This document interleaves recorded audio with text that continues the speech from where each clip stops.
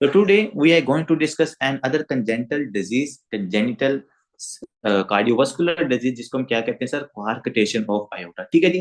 तो बच्चों सबसे पहले एज यूजुअल जैसे मैं आपको बताता होता हूँ, आपने डिजीज के नाम से उसका मतलब देखना होता है। क्या करना, आपने डिजीज के नाम से उसका मतलब देखना है। तो यहाँ पर उन्होंने क्या लिखा है सर, क्वार्कटेशन ऑफ द आयोटा। मतलब कि जो आयोटा है उसकी क्वार्कटेशन हो रही है। और जो वर्ड क्वार्कटेशन है इसका मतलब क्या होता है? क्वार्कटेशन का बच्चों मतलब होता है नैरोइंग। क्वार्कटेशन का मतलब सर क्या होता है? नैरोइंग। तो यहाँ पर वो हमें ये एक्सप्लेन कर रहा है इस डिजीज के अंदर क्या मैनिफेस्टेशन होती है सर, जो आयोटा है उसकी क्वार्कटेशन हो जाती है। अब यहाँ पर ना आप थोड़ा सा मैं आपको हिस्ट्री बताता हूँ। अब मैंने यहाँ पर डायग्राम भी ड्रा की हुई है। देखिए ये लेफ्ट वेंट्रिकल है।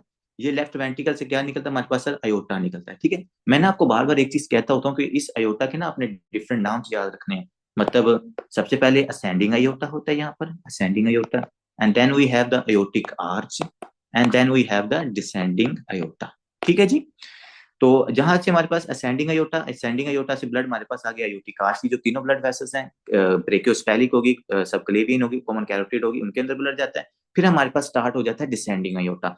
ये डिसेंडिंग अयोटा आगे जाके क्या बनता है सर, थोरैसिक अयोटा। और फिर थोरैसिक अयोटा बनने के बाद ये लास्ट पे क्या बनाता है, जब आपके डायफ्राम को ये क्रॉस कर लेता है। और इसी अयोटा को हम एब्डोमिनल अयोटा भी कहते हैं। ठीक है। तो ये इसकी लोकेशन के ऊपर आपके अयोटा के क्या है, डिफरेंट नेम्स है।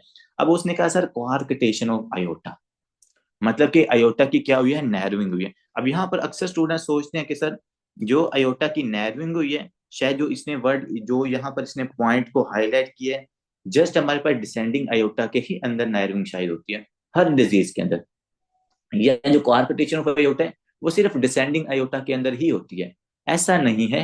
मोस्ट ऑफ द केसेस के अंदर आपको डिसेंडिंग अयोटा में नैरोइंग, लेट्स सपोज मैं कहता हूँ 90% केसेस के अंदर ना, मैं इसका रीजन भी बताता हूँ कि मतलब डिसेंडिंग अयोटा में ही ज्यादा क्वार्कटेशन क्यों हो रही है। असेंडिंग अयोटा के अंदर या जो अयोटिक आर्च है या डोमिनल अयोटा है उनके अंदर क्यों ज्यादातर नैरोइंग नहीं होती। 90% केसेस के अंदर सर यहाँ पर नैरोइंग है, लेकिन इसका ये मतलब नहीं है कि हमारे पास जो असेंडिंग अयोटा है या जो आपके पास अयोटिक आर्च है वहां पर नैरोइंग नहीं होती। बच्चे वहां पर भी नैरोइंग की पॉसिबिलिटी होती है। इवन तो हमने एक दो मैनिफेस्टेशन या एक दो मैं एमसीक्यू आपके साथ डिस्कस करूंगा। उस एमसीक्यूज के अंदर उन्होंने यूवर्ड के एमसीक्यूज के अंदर उन्होंने एक्सप्लेन किया कि उस पेशेंट के ना, ये जो हमारे पास इसकी ब्रांचेज है ना अयोटिक आर्च की, अयोटिक आर्च की ब्रांचेज के दरमियान क्या हुआ है सर, यहाँ पर मतलब लेट्स सपोज मैं कहता हूँ यहाँ पर क्वार्कटेशन होगी।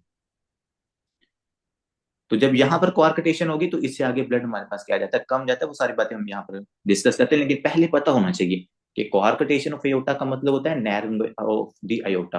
दूसरा पता होना चाहिए कि सर ये जो नैरोइंग होती है ये कहाँ पर होती है। तो मैंने कहा 90% केसेस के अंदर जो आपकी डिसेंडिंग अयोटा है ना, वहां पर हमें क्वार्कटेशन नजर आती है। लेकिन इसका ये मतलब नहीं कि जो अयोटा के दूसरे पार्ट है वहां पर नैरोइंग नहीं होती होगी। बच्चे वहां पर भी पॉसिबल है। लेट्स सपोज मैंने कहा ये जो अयोटिक आर्च की ब्रांचेस है ना, इसके दरमियान में भी नैर्विंग हो जाती है बाजू का। और जब इसके दरमियान में नैर्विंग होगी तो उसकी मैं आपको अलहदा सिम्टम्स लिखवाऊंगा। ये सिर्फ यहाँ पर जो उन्होंने सिम्टम्स लिखी हुई है ये आपके पास डिसेंडिंग अयोर्टा के अंदर नैर्विंग होने की वजह से लिखी हुई है। लेकिन अगर मेरे पास लेट्स सपोज ये ब्रैकियोस्फेलिक और कॉमन कैरोटिड आर्टरी दोनों के दरमियान,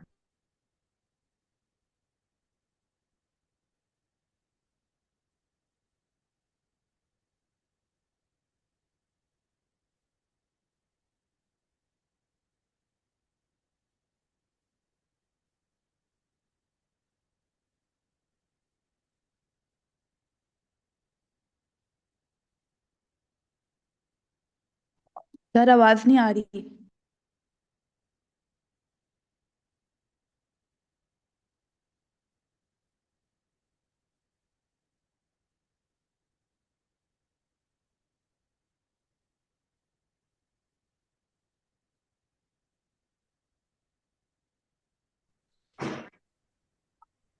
तो यहाँ पर सर हम बात कर रहे थे कि क्वार्कटेशन ऑफ अयोटा के लिए हमने यहाँ पर आपकी जो अयोटिक आर्च है इसको ड्रॉ करते हैं। अयोटिक आर्च है, ये अयोटिक आर्च की ब्रांचेस हैं, अयोटिक आर्च की ये ब्रांचेस हैं। और चूंकि हमारे टॉपिक का नाम है क्वार्कटेशन ऑफ अयोटा, तो मतलब कि अयोटा के किसी पार्ट के अंदर भी क्वार्कटेशन हो सकती है। लेकिन सर 90% केसेस के अंदर ये जो नर्विंग होती है ये मेरे किस पार्ट के अंदर होती है, डिसेंडिंग अयोटा के अंदर। डिसेंडिंग अयोटा के अंदर यहाँ पर ये ज्यादातर नर्विंग होती है। अब बच्चों कोई मुझे बता सकता है कि why there is more involvement of the descending aorta in coarctation of aorta, या मतलब कि हमने बात की थी कि सर जो डायसेक्शन होती है, डायसेक्शन भी ज्यादातर इसी पार्ट के अंदर होती है जो आपका डिसेंडिंग एयोटा का होता है ना। यहाँ अगर क्वारकटेशन हो रही है तो वो भी इसी पार्ट के अंदर हो रही है। तो ऐसी क्या यहाँ पर कहानी है, या ऐसी क्या यहाँ पर ट्विस्ट है कि जिसकी वजह से जो हर मैनिफेस्टेशन हो रही है वो हमारे पास इसी पार्ट के अंदर होती है।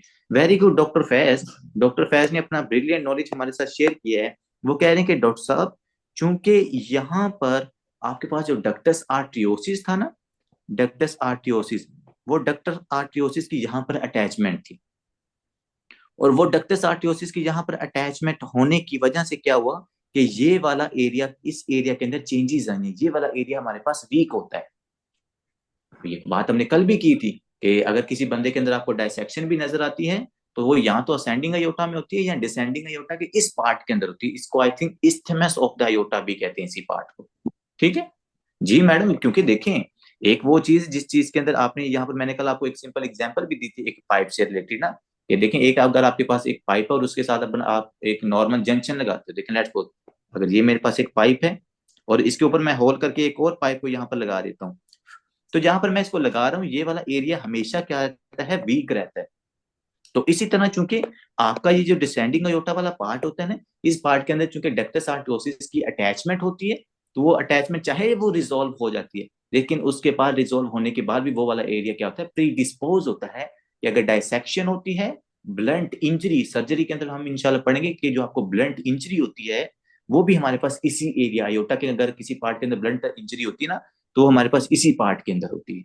और उसका रीजन क्या है, वही रीजन है कि यहाँ पर डक्टस आर्टियोसिस की अटैचमेंट होने की वजह से ये एरिया आपका वीक होता है। ठीक है, और इसी वजह से चूंकि यहाँ पर चेंजेस आई होती हैं, तो जो ज्यादातर आपको नर्विंग भी नजर आती है, वो नर्विंग भी हमें इस डिसेंडिंग अयोटा के अंदर नजर आती है। इसका मैं फिर कह रहा हूँ, इसका हरगिज यही मतलब नहीं है कि 100% पेशेंट्स के अंदर यहाँ पर नजर आती है। देखें, यहाँ पर भी ये नर्विंग हो सकती है, यहाँ पर भी हो सकती है, लेकिन ज्यादातर जो चांसेस होते हैं, यहाँ ज्यादातर पेशेंट्स के अंदर हमें ये डिसेंडिंग अयोटा के अंदर नर्विंग नजर आती है। ठीक है, ये बात अपने यहाँ पर याद रखनी है।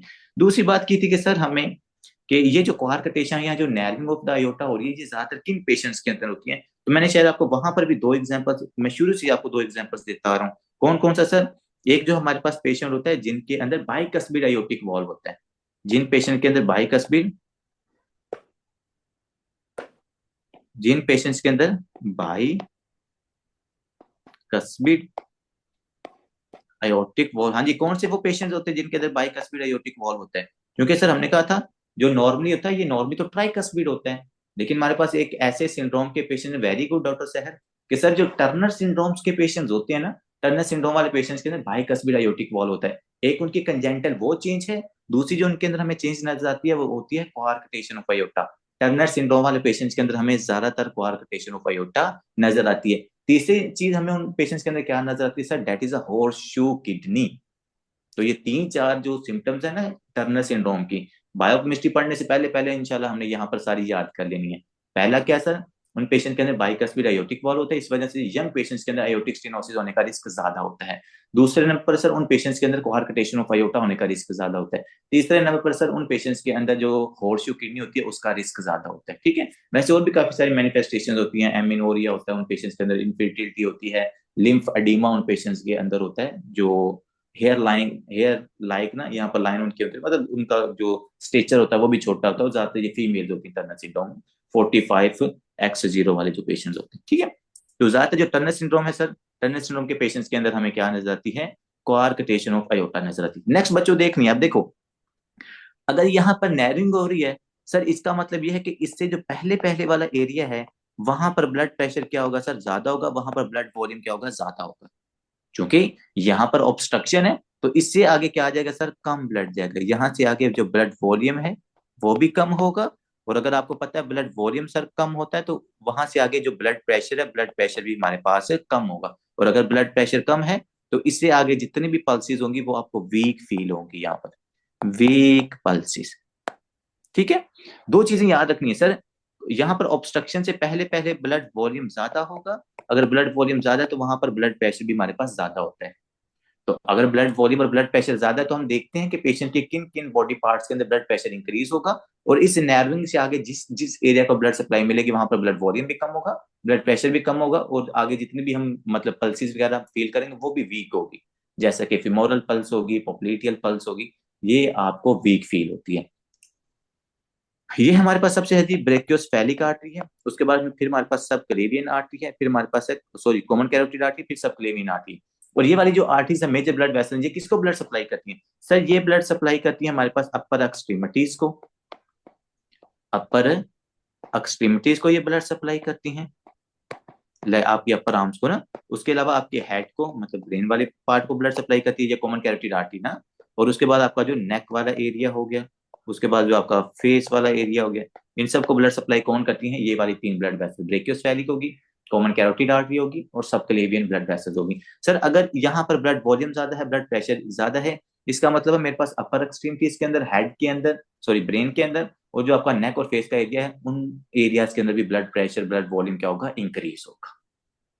और इसके अलावा जो जितने नीचे वाले आपके पार्ट है, लेट्स सपोज अगर आपका लोअर एक्सट्रीमिटीज है, आपका जो ट्रंक वाला एरिया है, वहां पर ब्लड वॉल्यूम कम जा रहा है, वहां पर जो ब्लड प्रेशर होगा वो डिक्रीज होगा। लेट्स सपोज मैं कहता हूँ यहाँ पर पेशेंट का ब्लड प्रेशर हो गया 140, और यहाँ से नैरोइंग से आगे चूंकि ब्लड वॉल्यूम कम जा रहा है, तो हम कहते हैं कि सर वहां पर ब्लड प्रेशर कितना है? वो 80 है। तो इससे पहले पहले ब्लड प्रेशर ज्यादा होगा, और इस नैरोइंग से आगे जो ब्लड प्रेशर होगा वो हमारे पास कम होता है। ठीक है, ये सबसे इंपॉर्टेंट चीज है जो यहाँ पर आपने याद रखनी है। दूसरी बात सर, हम कहते हैं कि सर एक पेशेंट है उसके अंदर ना बहुत ही ज्यादा स्टेनोसिस है, लेट्स सपोज यहाँ से बहुत कम ब्लड यहाँ से गुजर है। अगर बहुत सीवियर स्टेनोसिस है, इसका मतलब कि ये बच्चों, ये जो ब्लड वॉल्यूम है ये काफी ज्यादा पीछे ही रह रहा है, ये आगे बॉडी की तरफ जा ही नहीं रहा। अगर ये पीछे रह रहा है और आगे जा ही नहीं रहा, देखना जरा आपने यहाँ पर अभी कनेक्शन देखिएगा। पहली बात तो सर ये कि अगर ये ब्लड वॉल्यूम ज्यादा हो रहा है, उसकी वजह से ब्लड प्रेशर ज्यादा होगा, तो आपका जो ब्रेन है, जो आपकी अपर एक्सट्रीमिटीज हैं, जो आपका नेक है, स्पेसिफिकली चूंकि ब्रेन जो होता है आपका सेंसिटिव होता है, इसकी ब्लड वेसल सेंसिटिव होती हैं, तो वहां पर ब्लड प्रेशर इंक्रीज होने की वजह से पेशेंट को क्या हो सकता है सर? अगर वहां पर ब्लड प्रेशर बहुत ज्यादा इंक्रीज हो जाए तो पेशेंट को हेमरेजिक स्ट्रोक हो सकता है।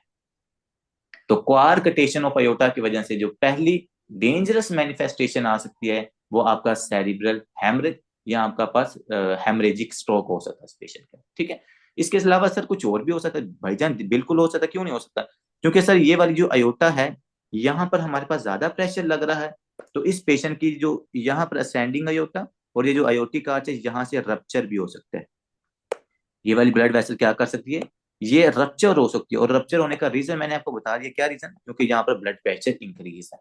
Whenever there is an increased blood pressure into your any blood vessels, it can lead towards the aortic dissection, or it can lead towards the dissection of that specific blood vessel. तो चूंकि sir यहाँ पर pressure increase हो रहा था, तो यहाँ पर जो दूसरी हमारे पास मैनिफेस्टेशन हो सकती है अयोटिक कोआर्कटेशन ऑफ अयोटा की वजह से, वो यहाँ पर हेमरेज हो सकता है इसकी अयोटा के अंदर, असेंडिंग अयोटा के अंदर, यहाँ अयोटिक आर्च। ठीक है सर, इसके अलावा भी कोई और पॉसिबिलिटी है, और कोई खतरनाक कंडीशन है जो हमें इस पेशेंट के अंदर नजर आ सकती है? तो द आंसर इज यस। अगर आप यहाँ पर नोटिस करोगे कि आपके पास असेंडिंग अयोटा में ऑलरेडी ब्लड पड़ा हुआ है, यहाँ पर आपके पास आफ्टर लोड ज्यादा हो रहा है क्योंकि वहां पर ब्लड पड़ा हुआ है, ये ब्लड आगे नहीं इतना जा रहा। ठीक है, इसकी वजह से जो आपका लेफ्ट वेंट्रिकल है, लेफ्ट वेंट्रिकल को ज्यादा पुश करना पड़ेगा, लेफ्ट वेंट्रिकल को ज्यादा प्रेशर लगाना पड़ेगा। जब लेफ्ट वेंट्रिकल को ज्यादा पुश करना पड़ेगा, लेफ्ट वेंट्रिकल को ज्यादा काम करना पड़ेगा against that cardiac output, against that increase after load, तो हमारे पास लेफ्ट वेंट्रिकल की क्या हो जाएगी सर? हाइपरट्रॉफी हो जाएगी। जब लेफ्ट वेंट्रिकल की हाइपरट्रॉफी हो जाएगी, इसकी ब्लड वेसल्स के अंदर थिकनेस हो जाएगी, ये देखो ये इसकी ब्लड वेसल्स के अंदर क्या होगी? थिकनेस होगी। और इस थिकनेस की वजह से अगर आप नोटिस करो, जो इसका ल्यूमन है, ल्यूमन का एरिया क्या हो रहा है? कम हो रहा है। और अगर इसके ल्यूमन का कम एरिया कम हो रहा है, तो हाँ जी, कौन सा हार्ट फेलियर होगा इस पेशेंट को? कॉमन स्टूडेंट्स, इस पेशेंट के अंदर कौन सा हार्ट फेलियर हो सकता है? वेरी गुड के सर, इस पेशेंट के अंदर डायस्टोलिक हार्ट फेलियर हो सकता है। वैसे कुछ बुक्स ने लिखा है कि इसके अंदर सिस्टोलिक हार्ट फेलियर भी हो सकता है, लेकिन ज्यादातर हाइपरट्रॉफी की वजह से डायस्टोलिक हार्ट फेलियर होता है। ठीक है जी, तो तीन चीजें अब आपने देखनी, मैं यहाँ पर इकट्ठी लिखने लगा हूँ। सर पहली क्या चीज हो सकती है सर? हेमरेजिक स्ट्रोक, और हमने उसको यहाँ से एक्सप्लेन भी किया। दूसरी चीज क्या हो सकती है सर? इस पेशेंट का जो अयोटिक रप्चर है, या जो अयोटा है वो रप्चर कर सकता है। तीसरी चीज क्या है सर? आफ्टर लोड ज्यादा होने की वजह से, यहाँ पर वॉल्यूम ज्यादा होने की वजह से लेफ्ट वेंट्रिकल को ज्यादा काम करना पड़ रहा है, तो हमारे पास पेशेंट के अंदर हार्ट फेलियर हो सकता है। ठीक है, ये तो बातें थी सर क्वार्कटेशन से पहले पहले। क्वार्कटेशन से आगे क्या होगा सर? क्वार्कटेशन से आगे वाली एरिया की तरफ चूंकि ब्लड कम जा रहा है, वहां पर ब्लड कम जाने की वजह से सबसे पहले तो हमें वहां की जो पल्सेस हैं, जैसा कि सबसे मेन पल्स हम कौन सी फील करते होते हैं? आपकी फिमोरल पल्स। तो जो फिमोरल पल्स है वो आपको वीक मिलती है, क्योंकि वहां पर ब्लड वॉल्यूम कम है, और ब्लड वॉल्यूम की वजह से वहां पर प्रेशर कम क्रिएट हो रहा है। तो फिमोरल पल्स आपने याद रखना है, डिले फिमोरल पल्स आपको इस पेशेंट के अंदर मिलती है। ठीक है, एक मैं आपको इंटरेस्टिंग फैक्ट बताऊंगा, you will be surprise to know that कि जो आपके पास पेशेंट होते हैं ना क्वार्कटेशन ऑफ आयोटा वाले पेशेंट, इनकी अपर एक्सट्रीमिटीज वेल डेवलप होती हैं, इनकी लोअर एक्सट्रीमिटीज वीक होती हैं। चलो यहाँ पर हम ट्राई कर लेते हैं, मसला नहीं है। ये बहुत इंटरेस्टेड केस था, जब मैंने पढ़ा मैं खुद वैसे बड़ा सरप्राइज हुआ था कि क्वार्कटेशन ऑफ अयोटा वाले पेशेंट्स क्या होते हैं सर, अपर बॉडी इनकी मतलब बिल्कुल हेल्दी है, वेल डेवलप होती है। यहाँ पर देखो है बाइसेप्स बने हुए हैं, बड़े अजीब से बाइसेप बनाए हैं, लेकिन यहाँ पर मतलब अपर एक्सट्रीमिटीज वेल डेवलप होती हैं अपर बॉडी, लेकिन जो नीचे वाली बॉडी होती है वो क्या हमारे पास वीक होती है, यहाँ पर वो प्रॉपरली डेवलप नहीं होती। अब उसका रीजन क्या है sir, reason is the same, because sir there is a coarctation of aorta, there is a less blood supply to the lower extremities, and if there is a less blood supply to the lower extremities, there is a nutritional deficiency, there is a oxygen deficiency। तो अगर nutritional या oxygen deficiency होगी तो ये वाले जो lower extremities के areas होंगे ये वीक होंगे, और जो अपर एक्सट्रीमिटीज होंगी दीज आर वेल डेवलप्ड। कितना मजे का केस है ये। तो ये पॉसिबल होती है, इवन तो मैं आपको एक डिजीज पढ़ाऊंगा, उस डिजीज के अंदर क्या होगा, राइट साइड वेल डेवलप होगी, लेफ्ट साइड वीक होती है उस पेशेंट की, समझ रहे आप। तो लेकिन यहां पर क्या होगा, अपर बॉडी वेल डेवलप होगी, लोअर बॉडी हमारे पास इस पेशेंट की लोअर डेवलप होती है या वीक होती है। ठीक है जी, तो ये चीज आपने यहाँ पर याद रखनी है। अब आते हैं कि सर उन्होंने इसके अंदर क्या क्या चीजें लिखी हैं, हम जरा उसको रीड भी कर लेते हैं। तो सबसे पहले जी aortic narrowing है नियर इंसर्शन ऑफ द, उन्होंने खुद ही लिख दिया था, near insertion of the ductus आर्टरियोसिस, जिसको हम कहते हैं जक्स्टा डक्टल, मतलब बिल्कुल जहां पर आपके पास ये डक्टस आर्टरियोसिस लगती है इसके ऊपर अगर ये हमारे पास coarctation ऑफ aorta होती है तो उसको हम जक्स्टा डक्टल कहते हैं। अगर इससे पहले होगी तो उसको हम प्री डक्टल कहते हैं, अगर इसके बाद होगी तो हम उसको पोस्ट डक्टल कहते हैं। ठीक है, जक्स्टा डक्टल से पहले होगी हम उसको कहते हैं प्री डक्टल। ये वर्ड कहीं काफी जगहों पर यूज किया जाता है। प्रीडक्टल का क्या मतलब है, ये जहां पर आपके पास डक्टस आर्टरियोसिस लगती है ना उससे पहले वाले एरिया को प्रीडक्टल कहते हैं, और इससे जो बाद वाला एरिया उसको हम कहते हैं पोस्ट डक्टल। ठीक है, तो जक्सा डक्टल हो सकता है सर हमारे पास, प्रीडक्टल हो सकता है एंड पोस्ट डक्टल, ये तीन एरियाज आपने याद रखने। और जो हमारे पास coarctation ऑफ aorta होती है ये ज्यादातर जक्सा डक्टल के ऊपर होती है।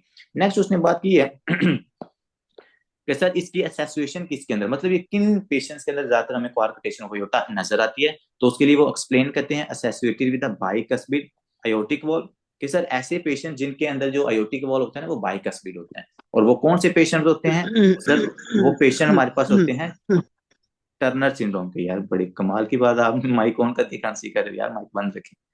Associated with bicuspid aortic valve है, और वो बाइकस्पिड अयोटिक वॉल्व हमें टर्नर सिंड्रोम वाले पेशेंट्स के अंदर नजर आता है। ठीक है जी, दूसरी उसने बात की कि सर हाइपरटेंशन इन दी अपर एक्सट्रीमिटीज, तो सर बिल्कुल ठीक है, क्योंकि नैरोइंग है अपर एक्सट्रीमिटी में ज्यादा ब्लड वॉल्यूम जा रहा है, तो वो ज्यादा ब्लड वॉल्यूम जाने की वजह से वहां पर ब्लड प्रेशर भी इंक्रीज होता है, तो हाइपरटेंशन इन दी अपर एक्सट्रीमिटीज।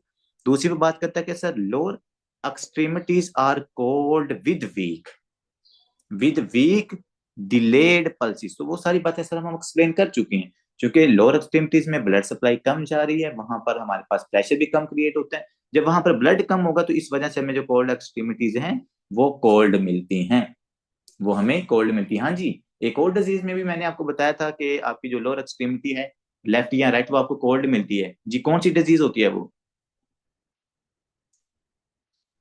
एक हमारे पास ऐसी डिजीज है जिसमें आपके पास लोअर एक्सट्रीमिटीज आपको वार्म मिलती है, फिर हमारे पास एक ऐसी डिजीज है जिसके अंदर हमें लोअर एक्सट्रीमिटीज वीक मिलती है, और मैंने बताई हुई है जी स्टूडेंट्स।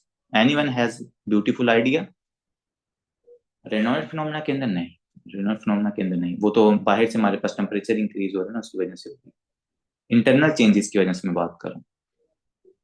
हाइपोथायरॉयडिज्म के अंदर कोल्ड इनटॉलरेंस होती है, उसमें एक्सट्रीमिटीज कोल्ड नहीं होती, उसमें से आपसे सर्दी बर्दाश्त नहीं होती। डीवीटी में वार्म है, वेरी गुड डॉक्टर सहर ने हमें बताया कि सर डीवीटी में वार्म एक्सट्रीमिटीज होती है because there is the obstruction of the blood that didn't come back to your right heart. और इसके साथ जो पेरिफेरल आर्टरी डिजीज होती है ना डॉक्टर सहर, जो पेरिफेरल आर्टरी डिजीज मैंने आपको बताई थी, पेरिफेरल आर्टरी डिजीज के अंदर आपको यूनिलेटरल कोल्ड एक्सट्रीमिटीज मिलती है। ठीक है, तो ये बात आपने यहाँ पे याद रखनी है। और दूसरी कौन सी हमारे पास डिजीज आ गई है सर, coarctation ऑफ aorta, जिसमें हमें जो एक्सट्रीमिटीज हैं वो भी, अब यहाँ पर आपको बायलेटरल एक्सट्रीमिटीज कोल्ड मिलेंगी। सर कौन से थे peripheral? Peripheral artery disease, peripheral artery disease, इसके अंदर ये होता है कि आपकी ना आर्टरी के अंदर ऑब्स्ट्रक्शन हो जाती है, जो ब्लड होता है ना वो नीचे आपकी फुल लेग को मिलता है, इस वजह से कोल्ड होती है। अगर हमें डिफरेंस करना पड़ेगा ना कि पेरिफेरल आर्टरी डिजीज की वजह से इसकी पेशेंट की जो लेग है वो कोल्ड है या क्वार्कटेशन ऑफ अयोर्टा की वजह से है, तो आपने देखना है यूनिलेटरल एंड बायलेटरल। अगर वो बायलेटरल है तो वो क्वार्कटेशन ऑफ अयोर्टा की वजह से होगी। अगर वो यूनिलेटरल है, आपको एक्सट्रीमिटीज कोल्ड मिलती है, तो वो हमारे पास पेरिफेरल आर्टरी डिजीज की वजह से हो सकती है। ठीक है जी, वेरी गुड। नेक्स्ट आते हैं सर, जो सबसे इंपॉर्टेंट आपको यहाँ पर मैनिफेस्टेशन एमसीक्यू के हिसाब से मिलती है, वो है ब्रेकियोफिमोरल डिले। एक तरफ हमारे पास ब्रेकियल पल्स होती है, दूसरी तरफ हमारे पास फिमोरल पल्स होती है। उन दोनों को आपने सेम टाइम के ऊपर पल्पेट करना होता है। और अगर उसके अंदर सेम टाइम मतलब एक ही टाइम के ऊपर पल्पेट हो रही है, मतलब फिर तो नॉर्मल है। लेकिन अगर पहले ब्रेकियो जो ब्रेकियल पल्स है वो पहले फील हो जाती है और फिमोरल पल्स आपको डिले फील होती है, इसको हम कहते हैं ब्रेकियो फिमोरल डिले। और ये किस पेशेंट में मिलती है सर? क्वार्कटेशन ऑफ अयोटा वाले पेशेंट के अंदर हमें ये मिलती है। ठीक है, नेक्स्ट आते हैं कि सर एक चीज और मिलती है हमें इस पेशेंट के अंदर, that is the intercostal notching. इसको हम कहते हैं with age intercostal arteries enlarge due to the collateral circulations. अब देखो बच्चों, पता क्या होता है, यहां से ना हमारे पास निकलती हैं इंटरकोस्टल आर्टरीज। यहाँ पर इसको मैं अच्छे लिख लेती हूँ। यहाँ पर निकलती हैं इंटरकोस्टल आर्टरीज। अब देखो, जब यहाँ पर प्रेशर ज्यादा होगा ना, तो ये जो आपके पास इंटरकोस्टल आर्टरीज निकल रही है ना, ये सारी इंटरकोस्टल आर्टरीज के अंदर भी ज्यादा ब्लड जाएगा। जब इनके अंदर ज्यादा ब्लड जाएगा तो इनके अंदर भी ज्यादा प्रेशर क्रिएट होगा। तो ये हमें ना ये प्रोमिनेंट हो जाती है। मोस्टली तो हमें एक्सरे वगैरह के ऊपर ये नजर नहीं आती, लेकिन जब इनके अंदर ज्यादा वॉल्यूम या ज्यादा ब्लड जाता है ना, जिसकी वजह से ज्यादा प्रेशर क्रिएट हो रहा होता है, तो ये फिर हमें ये प्रोमिनेंट नजर आना शुरू होती है ऑन एक्सरे। तो इसलिए हम इसको कहते हैं इंटरकोस्टल जो आर्टिज्म वो आपकी डोमिनेंट होगी एक्सरे के ऊपर। इसको नॉचिंग ऑफ रिब्स कहते हैं, notching of ribs finding on x-ray. तो ये आपको एक्सरे के ऊपर ये इस तरह की नॉचिंग्स नजर आती हैं। और वो किस पेशेंट के अंदर नजर आ सकती हैं? कोआर्कटेशन ऑफ अयोर्टा के अंदर। रीजन क्या है?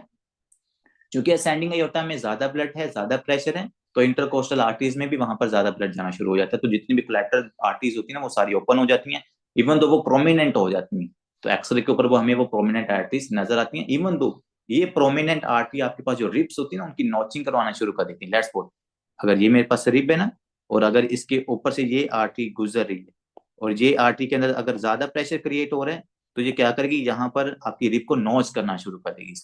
इसलिए हम इसको नॉचिंग ऑफ रिब्स भी कहते हैं, that we can see in patient of the coarctation of aorta. ठीक है, नेक्स्ट आते हैं कि सर इस पेशेंट के अंदर हमें क्या क्या कॉम्प्लिकेशन मिल सकती है। मैंने आपको ऑलरेडी एक्सप्लेन कर दिया है क्या क्या कॉम्प्लिकेशन हो सकती है सर। सबसे पहले हार्ट फेलियर हो सकता है, मैंने आपको बता दिया किस तरह हार्ट फेलियर होता है, diastolic heart failure. Increase risk of the cerebral haemorrhage. तो इस पेशेंट के अंदर हमारे पास हेमरेज का भी जो मैंने आपको बताया ना, हेमरेजिक स्ट्रोक का रिस्क भी क्या हो जाता है, इंक्रीज हो जाता है। तीसरा क्या सर, अयोर्टिक रप्चर। तो इस पेशेंट के अंदर जो अयोटा है उसका रप्चर हुई है, मैंने यहाँ पर आपको बताया था ना कि अयोटा आपका रप्चर भी हो जाता है। ठीक है, और आखिरी जो उसने कहा पॉसिबल है कि उस पेशेंट के अंदर इन्फेक्टिव एंडोकार्डाइटिस हो, मतलब उसमें इन्फेक्शन का रिस्क भी जो होता है वो इंक्रीज हो जाता है कोआर्क्टेशन ऑफ अयोटा वाले पेशेंट के अंदर। ठीक है, क्योंकि यहाँ पर हमारे वो पास कैसे होगा सर? सर वो इस वजह से होगा क्योंकि आपके पास हार्ट फेलियर की तरफ पेशेंट जा रहे हैं, यहाँ पर ब्लड की इतनी मूवमेंट नहीं हो रही। जब यहाँ पर इतने ब्लड की मूवमेंट नहीं हो रही, तो आपके जो बैक्टीरिया होता है ना, उसको स्टेसिस का मौका मिल जाता है। And whenever there is a chance to stay in any area of your body, तो आपका बैक्टीरिया कॉलोनी बनाना शुरू कर देता है, और वो कॉलोनी की वजह से इन्फेक्शन उस एरिया में काज कर देता है। ठीक है, तो इसी वजह से हमने देखा हुआ ओके है। सर। जी जी, इवन दो जो पल्मोनी स्टिनोसिस है ना, उसके अंदर भी मैंने शायद आपको बताया था कि पल्मोनी स्टिनोसिस की वजह से भी इन्फेक्टिव एंडोकार्डाइटिस का रिस्क इंक्रीज होता है, और इन्फेक्टिव एंडोकार्डाइटिस की वजह से पल्मोनी स्टिनोसिस का रिस्क इंक्रीज होता है। ये चीज भी आपने याद रखनी। नेक्स्ट आते हैं जी, ये जो हमारे पास जो नया एडिशन है, इसके अंदर ये वाला टॉपिक इन्होंने इंक्लूड किया है। पहले वाले टॉपिक्स ये जो एडिशन थे उनके अंदर नहीं है, तो ये नहीं कहना कि किसी के पास पुराना एडिशन है तो ये पुराने एडिशन में ये वाला टॉपिक्स नहीं लिखा हुआ, जो परसिस्टेंट पल्मोनी हाइपरटेंशन है। लेकिन जो नया एडिशन आया ना, आई थिंक 24 वाले एडिशन के अंदर ये ऐड हुआ हुआ। 23 वाले का मुझे आइडिया नहीं है, लेकिन 22 और 21 में तो ये नहीं था, उससे पहले तक नहीं था। अभी ये एडिशन ऐड हुआ है, तो अगर किसी की बुक में मिस होगा तो वो काइंडली लिख लीजिए, क्योंकि मेरी बुक में मिस था तो मैंने लिख लिया था उस टाइम पे। देखते हैं कि सर इसका क्या मतलब है। पहले तो हम यहाँ पे साफ कर लेते हैं इसको। हम चूंकि ऑलरेडी सर हर टाइम पे क्या देखते होते हैं सर, उस डिजीज के नाम से उस डिजीज का मतलब देखते होते हैं। तो इस डिजीज के नाम से देखते हैं, परसिस्टेंट का मतलब क्या होता है, कंटिन्यू है। Pulmonary hypertension of the newborn, कि सर न्यू बोर्न के अंदर जो पल्मोनरी हाइपरटेंशन है ना, वो हमारे पास कंटिन्यू है, वो खत्म नहीं हो रही। जब मैंने आपको फीटल सर्कुलेशन पढ़ाई थी, तो फीटल सर्कुलेशन के अंदर हमने क्या पढ़ा था सर? फीटल सर्कुलेशन के अंदर हमने ये चीज देखी थी कि जो आपके पास ब्लड होता है, ब्लड कहाँ से मूव करता है? लेट्स सपोज मैं छोटा सा प्रीव्यू देता हूँ एक दफा। Superior vena cava, superior vena cava, superior vena cava से ब्लड आता है राइट एट्रियम में, राइट एट्रियम से ब्लड जाता है राइट वेंट्रिकल में, राइट वेंट्रिकल से ब्लड जाता है पल्मोनरी ट्रंक में, और पल्मोनरी ट्रंक से नॉर्मली तो चूंकि ये जो पल्मोनरी ट्रंक है ये आपके लंग्स की तरफ जा रही है ना, तो ब्लड को लंग्स की तरफ जाना चाहिए, क्योंकि जब बच्चा माँ के पेट के अंदर होता है तो उसके लंग्स कोलैप्स होते हैं। और वो कोलैप्स क्यों होते हैं? क्योंकि sir there is a no oxygen, और जहां वहां पर जब ऑक्सीजन नहीं होती तो ये जो पल्मोनरी ट्रंक है इनके अंदर क्या हो जाती है? वैसो कंस्ट्रिक्शन हो जाती है। पल्मोनरी आर्टरीज के अंदर क्या होती है डॉक्टर साहब? जब बच्चा माँ के पेट के अंदर होता है वैसो कंस्ट्रिक्शन, ये इस तरह इसकी कंस्ट्रिक्शन होती है, यहाँ पर ज्यादा प्रेशर होता है, इस वजह से जो ब्लड होता है ना वो उस तरफ नहीं जाता, ब्लड क्या करता है अपना अल्टरनेटिव पाथवे ढूंढ लेता है। वो अल्टरनेटिव पाथवे क्या होता है? पल्मोनरी ट्रंक से ब्लड जाना शुरू हो जाता है हमारे पास डक्टस आर्टियोसिस में, और फिर डक्टस आर्टियोसिस से ब्लड हमारे पास अयोटा में आ जाता है, फिर अयोटा से पूरी सिस्टेमिक सर्कुलेशन मतलब बॉडी की तरफ चला जाता है। ठीक है, ये तो थी सर बच्चे के अंदर जो सिस्टेमिक सर्कुलेशन चल रही थी। और एक बात जो हमने डिस्कस की थी कि सर जो बच्चा होता है ना, जो फीटस होता है, फीटस के अंदर जो पल्मोनरी आर्टरी होती है ना वहां पर हाइपर टेंशन होती है, वहां पर जो ब्लड प्रेशर होता है ना वो इंक्रीज होता है। और मैंने उसकी आपको रीजन भी बताई थी, हाइपोक्सिया, ऑक्सीजन की टेंशन कम होने की वजह से। यहाँ पर क्या होती है सर? हाइपर टेंशन मतलब कि पल्मोनरी पल्मोनरी हाइपर टेंशन होती है। रीजन क्या है? वैसो कंस्ट्रिक्शन है। अब जब तक तो बच्चा माँ के पेट के अंदर है ये हमें हाइपरटेंशन समझ में आती है, हमारे पास फीटल सर्कुलेशन होती है, बच्चा आपका सर्वाइव कर जाता है। ठीक है, कि कोई उसके अंदर मैनिफेस्टेशन नजर नहीं आती। लेकिन अब हमारे पास क्या कि सर उसने कहा ये परसिस्टेंट है, मतलब ये जो हाइपरटेंशन है ना ये खत्म नहीं हो रही उस पेशेंट के अंदर, ये वाली हाइपरटेंशन है खत्म नहीं हो रही, बच्चा पैदा भी हो गया है, बच्चा हमारे पास 5-7 दिन का हो भी गया है, लेकिन ये वाली जो हाइपरटेंशन है ना ये खत्म नहीं हो रही। ये हाइपरटेंशन क्या है सर? ये हाइपरटेंशन परसिस्टेंट है, ये परसिस्ट है, ये स्टिल प्रेजेंट है। अगर ये स्टिल प्रेजेंट है it means there is a no modification in the stenosis of the pulmonary arteries. कि सर पल्मोनरी आर्टरीज के अंदर जो स्टेनोसिस थी, जिनको नॉर्मली मॉडिफाई करके, जिनको नॉर्मली मॉडिफाई हो जाना चाहिए था, कि ऑक्सीजन आती है, ऑक्सीजन आके क्या करती है सर? इस वैसो कंस्ट्रिक्शन को खत्म कर देती है। लेकिन अब बच्चे के अंदर ऑक्सीजन तो आ रही है, लेकिन ये इसकी वैसो कंस्ट्रिक्शन खत्म नहीं हो रही। और अगर ये खत्म ना होगी तो क्या करेंगे सर? उस पेशेंट में क्या होगा? परसिस्टेंट हाइपरटेंशन होगी, पल्मोनी आर्टरीज के अंदर हाइपरटेंशन होगी। जब पल्मोनी आर्टरीज के अंदर हाइपरटेंशन होगी तो उसकी वजह से पेशेंट को हो क्या सकता है? मैं आपको फिर कह रहा हूँ, जब तक बच्चा माँ के पेट के अंदर होता है, जब तक वो फिटल पीरियड के अंदर होता है, ये जो हाइपरटेंशन होती है ये नॉर्मल होती है। लेकिन जैसे बच्चा पैदा होता है, आपको पता है हमने कहा था ऑक्सीजन आती है, ऑक्सीजन इस हाइपरटेंशन को, इस प्रेशर को कम कर देती है। लेकिन अगर ऑक्सीजन आने के बावजूद भी ये जो ब्लड प्रेशर है यहाँ जो ये हाइपरटेंशन ये कम नहीं हो रही, इसका मतलब है देर is a persistent of pulmonary hypertension, कि ये हाइपरटेंशन हमारे पास परसिस्ट है, ये खत्म नहीं हो रही। ठीक है सर, अगर ये परसिस्टेंट है, ये खत्म नहीं हो रही, तो उस पेशेंट में क्या होगा सर? उस पेशेंट के अंदर फिर हमें राइट टू लेफ्ट शंट नजर आएगा। राइट टू लेफ्ट शंट क्या क्या मतलब है सर? ब्लड गया हमारे पास पल्मोनरी ट्रंक के अंदर, यहाँ पर पल्मोनरी ट्रंक, पल्मोनरी ट्रंक से गया हमारे पास पल्मोनरी आर्टरी के अंदर। अब चूंकि पल्मोनरी आर्टरी में हाइपरटेंशन है, क्या है सर? पल्मोनरी आर्टरी के अंदर वैसोकंस्ट्रिक्शन है, इसका प्रेशर ज्यादा है, तो ब्लड फिर क्या करता है? ब्लड अपने आप को प्रेफर करता है कि भाई वो डक्टस आर्टरियोसिस को क्रॉस करे। क्या करे सर? डक्टस आर्टरियोसिस को क्रॉस करके कहां पर चला जाता है आपका वो वाला ब्लड? अयोटा के अंदर। और कौन से अयोटा के अंदर? डिसेंडिंग अयोटा के अंदर। तो जब बच्चा पैदा हो जाता है और अगर उस दौरान पल्मोनरी ट्रंक से, देखो पल्मोनरी ट्रंक से ब्लड आपके पास कहां पर जा रहा है? डक्टस आर्टियोसिस में। पल्मोनरी से डक्टस आर्टियोसिस में जा रहा है, इसका क्या मतलब है sir? It means right to left shunt. क्या मतलब इसका होता है sir? Right to left shunt. और whenever, sir please draw कर दें, समझ नहीं आ रही। क्या ड्रा कर दें? सर ये पल्मोनरी ट्रंक से डक्टस आर्टरियोसिस में कैसे ब्लड आए, थोड़ा सा ड्रा कर दें। जी जी सर, मैं भी ड्रा कर देता हूँ, टेंशन क्यों लेते हैं। देखें, ये डॉक्टर साहब पल्मोनरी ट्रंक है, ब्यूटीफुल पल्मोनरी ट्रंक। ठीक है, पल्मोनरी ट्रंक से क्या निकलती हैं सर? Beautiful pulmonary arteries. और ये पल्मोनरी आर्टरीज कहाँ पर ब्लड लेके जाती हैं सर? ये लंग्स के अंदर लेके जाती हैं। तो here is your beautiful lung. ठीक है, दिस इज ब्यूटीफुल लंग।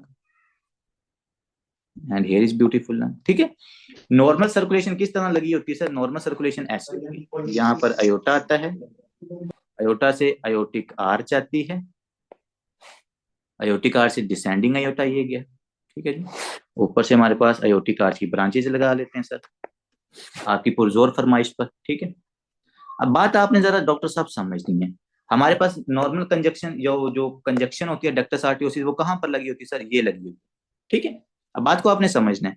हमने कहा था कि सर नॉर्मली ये है पल्मोनरी ट्रंक, डॉक्टर साहब ये है पल्मोनरी ट्रंक। पल्मोनरी ट्रंक क्या देती है? पल्मोनरी आर्टरी, ये राइट पल्मोनरी आर्टरी है, ये हमारे पास है लेफ्ट पल्मोनरी आर्टरी। ठीक है, ये है डिसेंडिंग अयोटा, डिसेंडिंग अयोटा। अब देखें नॉर्मल ब्लड क्या करता है, पल्मोनरी ट्रंक से ब्लड जाता है सर यहाँ से, फिर इधर से ब्लड अपने लंग्स की तरफ चला जाता है। ठीक है, पहले मैं बच्चे के अंदर बताता हूँ, बच्चे के अंदर क्या होता है। बच्चे के अंदर सर यहाँ पर हमें पता है स्टीनोसिस होती है, यहाँ पर स्टीनोसिस वैजो कंस्ट्रिक्शन होती है ना, क्योंकि लंग्स, ये आपके लंग्स किसी काम के नहीं है बच्चे के, दीज लंग्स आर कोलैप्स्ड।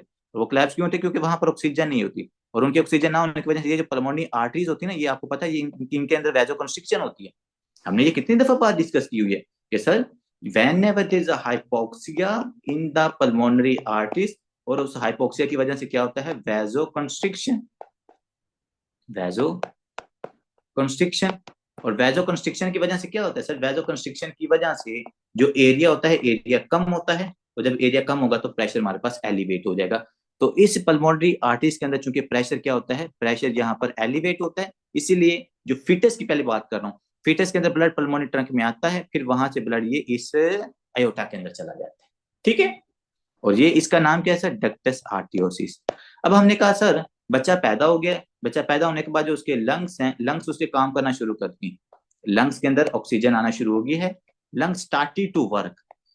अब जब ये स्टार्टेड टू वर्क अपना काम करना शुरू करते थे, तो ऑक्सीजन की वजह से ये जो वैजो कंस्ट्रिक्शन नॉर्मली होती है ये हमारे पास खत्म हो जाती है। जब ये वैजो कंस्ट्रिक्शन खत्म होती है तो अब ये पल्मोनरी ट्रंक से ब्लड कहाँ पर जाता है? आपके लंग्स की तरफ जाना शुरू हो जाता है। लेकिन हमने कहा कि सर अगर ये वैजो कंस्ट्रिक्शन कुछ बच्चों के अंदर पैथोलॉजिकल कंडीशन की वजह से ये जो वैजो कंस्ट्रिक्शन होती है ये खत्म नहीं हो रही, जिसको नॉर्मली होना चाहिए था, इसलिए तो हमने कहा परसिस्टेंट पल्मोनरी हाइपरटेंशन है। और अगर ये वैजो कंस्ट्रिक्शन खत्म ना हो तो देखो स्टिल देखो ब्लड का फ्लो देखो, पल्मोनरी ट्रंक, पल्मोनरी ट्रंक से हमारे पास ब्लड किस में आ रहा है सर? ब्लड आ रहा है पल्मोनरी आर्टरी में, और पल्मोनरी आर्टरी से ब्लड मिक्स हो रहा है किसके अंदर जाकर? अयोटा के अंदर। और ये कौन सा ब्लड है? That is a carbon dioxide blood या डीऑक्सीनेटेड ब्लड। ये मिक्स किस में हो रहा है? ऑक्सीनेटेड ब्लड के अंदर हो रहा है। तो जब डी डिसेंडिंग अयोटा के अंदर डीऑक्सीनेटेड ब्लड इसके अंदर मिक्स हो रहा है, तो ये डीऑक्सीनेटेड ब्लड आपकी पूरी बॉडी के अंदर जाएगा। जब पूरी बॉडी के अंदर जाएगा तो whenever there is an increased amount of the carbon dioxide in the blood and it can cause the होगी, सायानोसिस। जी जी क्या कह रहे हैं डॉक्टर साहब? साइनोसिस होगी ना, वो बता दिया आप। जी जी एग्जैक्टली सर, इस पेशेंट के अंदर साइनोसिस होगी। तो इस बात की अब समझ आ गई? I hope so now it's make sense. जी जी सर आ गई। हाँ गुड हो गया जी, गुड हो गया। तो अब सर आते हैं कि चलें ये तो हमें बात समझ आ गई कि इस पेशेंट के अंदर परसिस्टेंट पल्मोनी हाइपरटेंशन है, उसकी वजह से पेशेंट के अंदर हमें साइनोसिस नजर आ रही है। तो जरा ये भी बता दें कि ऐसा हुआ क्यों है, मतलब कि ऐसी कौन सी प्री डिस्पोजिशन कंडीशन हैं, या ऐसा उस बच्चे के अंदर क्या पैथोलॉजिकल कंडीशन हुई है जिसकी वजह से ये जो वैजो कंस्ट्रिक्शन है ये परसिस्ट है, ये खत्म क्यों नहीं हुई? तो उसके ना 3 रिस्क फैक्टर्स बताए जाते हैं कि अगर बच्चे के अंदर ये 3 रिस्क फैक्टर्स में से कोई भी हो तो उसके अंदर चांस होता है कि उसकी जो पल्मोनी हाइपरटेंशन है वो परसिस्ट रहती है, वो खत्म नहीं होती। रिस्क फैक्टर्स कौन कौन से हो सकते हैं सर? सबसे पहला जो रिस्क फैक्टर है वो है इन्फेक्शन। अगर उस बच्चे के न्यूनेटल निमोनिया होता है, क्या होता है सर उस बच्चे के अंदर? Neonatal pneumonia. तो जिनके अंदर न्यूनेटल नमोनिया होता है उन बच्चों के अंदर हमें परसिस्टेंट पल्मोनरी हाइपरटेंशन नजर आती है। क्या कोई मुझे बता सकता है जो न्यूनेटल नमोनिया होता है उसका मोस्ट कॉमन काज कौन सा बैक्टीरिया होता है? Any brilliant student that want to share his great knowledge with us and tell us what is the most common cause of एसोरियस, neonatal pneumonia? कौन सा? S aureus. S aureus, staphylococcus aureus? नहीं, staphylococcus aureus जी नहीं sir. होता जी जी, इसी की होता है, इसी की क्लास का है, लेकिन वो हमारे पास होता है group B haemolytic streptococcus bacteria. तो यहाँ पर हम लिख लेते हैं स्ट्रेप्टोकोकस। ग्रुप बी का ये जो स्ट्रेप्टोकोकस बैक्टीरिया होता है ना, ये Streptococcus bacteria is most common cause of the neonatal pneumonia. ठीक है जी, तो ये चीज आपने यहाँ पर याद रखनी है। स्टेफिलोकोकस ओरियस भाई और बहुत कुछ तबाही उतार है, निमोनिया उसकी वजह से भी होता है। स्टेफिलोकोकस ऑरियस की वजह से भी निमोनिया होता है। स्टेफिलोकोकस ऑरियस की वजह से हमारे लंग्स में जो सबसे मतलब कि कॉमन मैनिफेस्टेशन नजर आती है ना आपके लंग्स के अंदर, वो होती है अब्सेस फॉर्मेशन। लंग्स में जब भी अब्सेस की फॉर्मेशन होती है ना, तो उसके अंदर जो स्टेफिलोकोकस ऑरियस है ना, वो बड़ा कॉमन काज है, क्योंकि स्टेफिलोकोकस ऑरियस ना एक हमारे पास विरुलेंस फैक्टर रिलीज करता है जिसको हम ल्यूसीडिन कहते हैं। वो ल्यूसीडिन आपके जो एलोविलाई होता है ना, उसकी नेक्रोसिस करवा देता है, और जब उसकी नेक्रोसिस होती है तो वहां पर पस या अब्सेस बनना शुरू हो जाती है। तो staphylococcus is the most common cause of the हमारे पास एब्सेस की फॉर्मेशन करवाता है, या स्किन इन्फेक्शन हो गए, या फूड पॉइजनिंग होगी, या हमारे पास आर्थराइटिस हो गया, उसका कॉमन काज आपके पास स्टेफिलोकोकस ऑरियस होता है। ठीक है, इवन दो जो राइट हार्ट के अंदर ट्राइकस्बिड एंडोकार्डाइटिस होता है ना पेशेंट के अंदर, उसके अंदर भी स्टेफिलोकोकस ऑरियस इन्वॉल्व होता है। ठीक है, चलें ये तो माइक्रो की बातें इंशाल्लाह हम डिस्कस करेंगे, लेकिन ये न्यूनेटल निमोनिया पे पहला जो काज है ना इसका, परसिस्टेंट पल्मोनरी हाइपरटेंशन का, ये जरूर याद रखना है। सर क्या इसके अलावा और भी कोई रिस्क फैक्टर हो सकता है जिसकी वजह से इस पेशेंट के अंदर परसिस्टेंट पल्मोनरी हाइपरटेंशन हो सकती है? तो the answer is yes, that is the meconium intake. अगर बच्चा अपनी ड्यूरिंग डिलीवरी या ड्यूरिंग जब वो बच्चा अपनी माँ के पेट के अंदर होता है, अगर वो मेकोनियम का इनटेक कर ले, तो उसकी वजह से भी क्या हो सकता है, परसिस्टेंट पल्मोनरी हाइपरटेंशन होने का चांस होता है। ये एक रिस्क फैक्टर है। ठीक है, अब दूसरा हमारे पास होता है कि अगर एमनियोटिक, अब बच्चे अक्सर शायद ना ये एमनियोटिक फ्लूइड को मिकोनियम के साथ कंफ्यूज कर देते हैं। तो amniotic fluid is healthy for the baby intake. बच्चा जो अपना यूरिन प्रोड्यूस करता है ना जब वो माँ के पेट के अंदर, तो वो उसका इनटेक कर लेते हैं, और उस इनटेक की वजह से उसके ये जो लंग्स होते हैं ये डेवलप होते हैं, ये जो जितनी भी ब्लड वेसल्स है ना ये डेवलप होती हैं। अगर वो एमनियोटिक फ्लूइड का कम इनटेक करता है, तो उस वजह से उसके लंग्स भी प्रॉपर्ली डेवलप नहीं होते, और उस पेशेंट का जो पल्मोनरी हाइपरटेंशन है ये भी परसिस्ट रहती है। So pulmonary amniotic fluid is very important for this baby. ठीक है, फॉर एनी मेकोनियम बेबी। वाला दोबारा बता दें सर। जी जी, मेकोनियम वाला दोबारा बता दें सर। डॉक्टर साहब मैं ये कह रहा था कि नॉर्मली बच्चा अपनी मिकोनियम को, जो उसकी फीसिस होती है ना, जो फर्स्ट पीस होती है ये मिकोनियम, अगर वो लेट्स सपोज वो बच्चा हमारे पास 42 या 43 वीक्स का हो जाता है, अभी तक उसकी डिलीवरी नहीं हुई, अगर वो मिकोनियम पास कर देता है और वो उसी का इंटेक कर लेता है, तो वो कहते हैं इस मेकोनियम के इंटेक करने की वजह से ये रिस्क फैक्टर होता है कि उस बच्चे में परसिस्टेंट पल्मोनरी हाइपरटेंशन हो सकती है। ठीक है जी। दूसरा हमने कहा कि सर जो एमनियोटिक फ्लूइड है, अगर बच्चा कम इंटेक करता है ना एमनियोटिक फ्लूइड का, तो उसकी वजह से, इसके कम इंटेक की वजह से और मेकोनियम के टेक की वजह से पेशेंट में परसिस्टेंट पल्मोनरी हाइपरटेंशन हो सकती है। ठीक है जी, तो ये कुछ बातें आपने परसिस्टेंट पल्मोनरी हाइपरटेंशन से रिलेटेड आपने याद रखनी। वैसे इसका ट्रीटमेंट क्या हो सकता है, what do you think doctors? इस पेशेंट को आप कैसे ट्रीट करोगे? लेट्स सपोज आपके पास ये पेशेंट आता है परसिस्टेंट पल्मोनरी हाइपरटेंशन।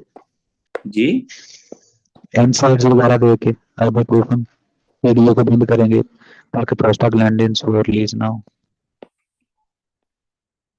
डॉक्टर साहब देखो प्रॉब्लम पता क्या है, हमने डक्टस आर्टियोसिस को क्लोज नहीं करना। अगर डक्टस आर्टियोसिस को क्लोज करोगे तो यहाँ पर देखो एक तो इसके पास रास्ता है कि चलो ये इस तरफ जा रहा है, अगर आप ये भी इसका रास्ता बंद कर दोगे तो लंग्स की तरफ तो वो ब्लड पहले ही नहीं जा रहा, तो उसकी वजह से पेशेंट को सीवियर राइट हार्ट फेलियर हो जाएगा।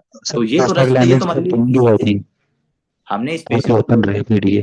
जी जी, ये पीडी आपका ओपन रहे, पहली तो आपने ये मेक श्योर करना है। ठीक है, पहला मेक श्योर करें कि उसका जो पीडी है वो ओपन रहे, और उसको मेक श्योर करने के लिए आप क्या दोगे, उसको बाहर से प्रोस्टाग्लैंडिन्स दोगे। ठीक है, प्रोस्टाग्लैंडिन्स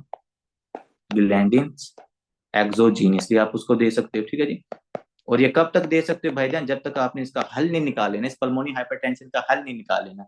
वैसे दूसरी आपको मजे की बात बताऊं, आप इस पेशेंट को ऑक्सीजन दोगे, 100% प्योर ऑक्सीजन दोगे, क्योंकि आपको पता है ऑक्सीजन की वजह से जो वैजो कंस्ट्रिक्शन होती है ना वो खत्म होती है पल्मोनी आर्टरीज के अंदर। ठीक है, जो तीसरा तीसरा काम आप कर सकते हो इस पेशेंट के अंदर, वो है कि भाईजान इसकी पल्मोनी हाइपरटेंशन को कम करने के लिए ना, हम इसको जो मेडिसिन यूज करते हैं पल्मोनी हाइपरटेंशन पेशेंट के अंदर, जैसे कि बोसिनटान, आई थिंक यही ड्रग का नाम है, अगर मुझे एग्जैक्टली याद नहीं है, लेकिन ये बोसिनटान की हम ड्रग को यूज करते हैं। ये एंडोथिलिन इनहिबिटर होती है, एंडोथिलिन। ये हमने बेसिक के अंदर ना, जब मैंने पल्मोनरी सिस्टम पढ़ाया था तो उसके अंदर ये बोसिनटान ड्रग का नाम लिखा हुआ। तो ये एंडोथिलिन इनहिबिटर होती है, और एंडोथिलिन आपके पास वैजो कंस्ट्रिक्टर होता है, inhibitor.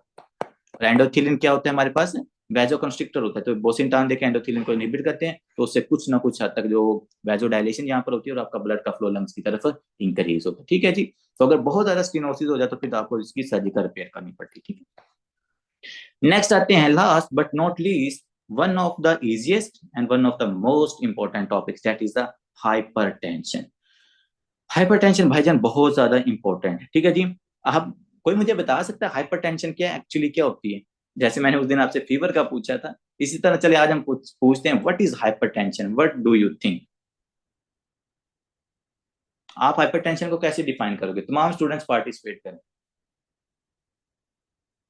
What is hypertension, what do you think? High blood pressure, जो है हाई ब्लड प्रेशर हो गया, increase in arterial blood pressure. Increase in arterial blood pressure, okay हो गया जी। Anyone Sir, else? is it persistent increase in high blood pressure? Persistent increase in high blood pressure, okay okay जी। Hypertension के word के ऊपर इसको जरा break down करो, आपको क्या नजर आता है? हाइपर का मतलब क्या होता है? Increased tension. Increase tension. तो मैं इसलिए कह रहा हूँ डिजीज की नाम के ऊपर नोटिस करो कि इस हाइपरटेंशन का मतलब ये है सर कि सबसे पहले चूंकि हमने वर्ड का मतलब समझना है, फिर उसका जो क्राइटेरिया होता है वो क्राइटेरिया को हम डिस्कस कर लेते हैं। हम अक्सर जो डिफाइन करते हैं हम उसके क्राइटेरिया को बता देते हैं कि सर ब्लड प्रेशर इंक्रीज हो रहा है, ब्लड प्रेशर 130 से प्लस परसिस्टेंटली इंक्रीज होता है, हम उसको हाइपरटेंशन कहते हैं। लेकिन पहले उसके वर्ड को ब्रेक डाउन करो। हाइपर का मतलब है सर इंक्रीज, इंक्रीज। टेंशन का क्या मतलब है सर? टेंशन का मतलब है टेंशन, तनाव। कि अगर मेरे पास जो ब्लड वेसल है उस ब्लड वेसल की वॉल के ऊपर जब ज्यादा टेंशन लगती है तो उसको मैं हाइपर टेंशन कहता हूं।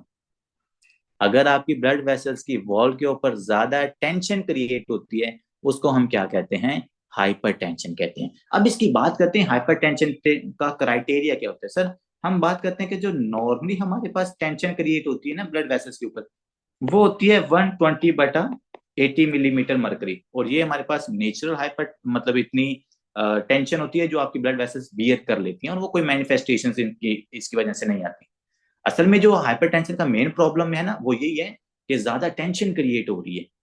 ये जो टेंशन वाला आपने वर्ड याद रखना है, क्योंकि जब आप इसको याद रखोगे तो आपको याद रहेगा इस पेशेंट में आयोटिक डाइसेक्शन, इस पेशेंट में हेमरेजिक स्ट्रोक, इन सब की मैनिफेस्टेशन होने का रिस्क होता है, क्योंकि वॉल्स के ऊपर ज्यादा टेंशन क्रिएट होती है। ठीक है। अब सर वॉल्स के ऊपर नॉर्मली तो 120/80 मिलीमीटर मरकरी प्रेशर से टेंशन क्रिएट होती है। अगर ये टेंशन हमारे पास क्या हो जाए, हमने कहा ना हाइपर मतलब इंक्रीज हो जाए, कितनी इंक्रीज हो जाए sir? More than 130/80 millimetre mercury pressure. कि अगर 130/80 से आपका ब्लड प्रेशर इंक्रीज आ रहा है और परसिस्टेंटली आ रहा है, जैसे यहाँ पर एक स्टूडेंट बड़ा अच्छा वर्ड यूज किया सर, परसिस्टेंटली, कंटिन्यूसली हमारे पास इंक्रीज आ रहा है। लेट्स सपोज, अब देखिए इसके वैसे डिफरेंट क्राइटेरिया होते हैं। कुछ हमारे पास होममेड हाइपरटेंसिव क्राइटेरिया होता है, कुछ क्लिनिकल बेस होता है, कुछ हमारे पास 3D क्राइटेरिया होता है, कुछ 1 in a 3 day होता है। ठीक है। तो वो डिफरेंट क्राइटेरियाज हैं, वो इंशाल्लाह हम क्लिनिकल जब मेडिसिन पढ़ेंगे तो वहां पर डिस्कस करेंगे। लेकिन यहाँ पर आपने एक बात याद रखनी है जो मैं आपको चलो सिंपल सी बता देता हूँ।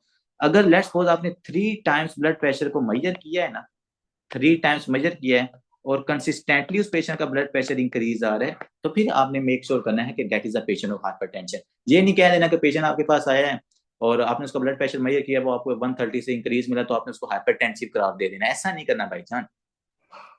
जो टेम्परेरी ब्लड प्रेशर इंक्रीज होने की बहुत सारी रीजन हो सकती हैं। लेट्स सपोज हो सकता है वो अभी शादी से आया, वहां पर उसने फ्री का खाना बहुत ज्यादा खाया, वो उसका जो मेटाबॉलिक रेट है वो इंक्रीज हो, उस वजह से उसका ब्लड प्रेशर इंक्रीज हो गया।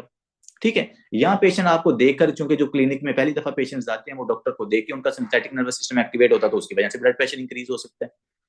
तो एक दफा वाइट कोट हाइपरटेंशन से जी जी वाइट कोट हाइपरटेंशन हो सकती है। जी जी बिल्कुल। और जो तीसरी हाइपरटेंशन जो अक्सर स्टूडेंट्स को होती है वो होती है टेस्ट इंड्यूस हाइपरटेंशन, कि जब भी टेस्ट करना हो उनका ब्लड प्रेशर इंक्रीज हो जाता है। तो ऐसा एक दफा मेजर करने से आपने हाइपरटेंसिव पेशेंट को हाइपरटेंसिव करार नहीं करना। एटलीस्ट 3 मेजरमेंट्स होनी चाहिए। ठीक है। वो क्लिनिक बेस होनी चाहिए, या वो होम क्लिनिक होनी चाहिए, या वो क्लिनिक में 3 दफा होनी चाहिए, या फिर क्लिनिक और होम में, मतलब इसके डिफरेंट क्राइटेरिया। लेकिन आप ये 3 वाला जरूर याद रखना है। ठीक है।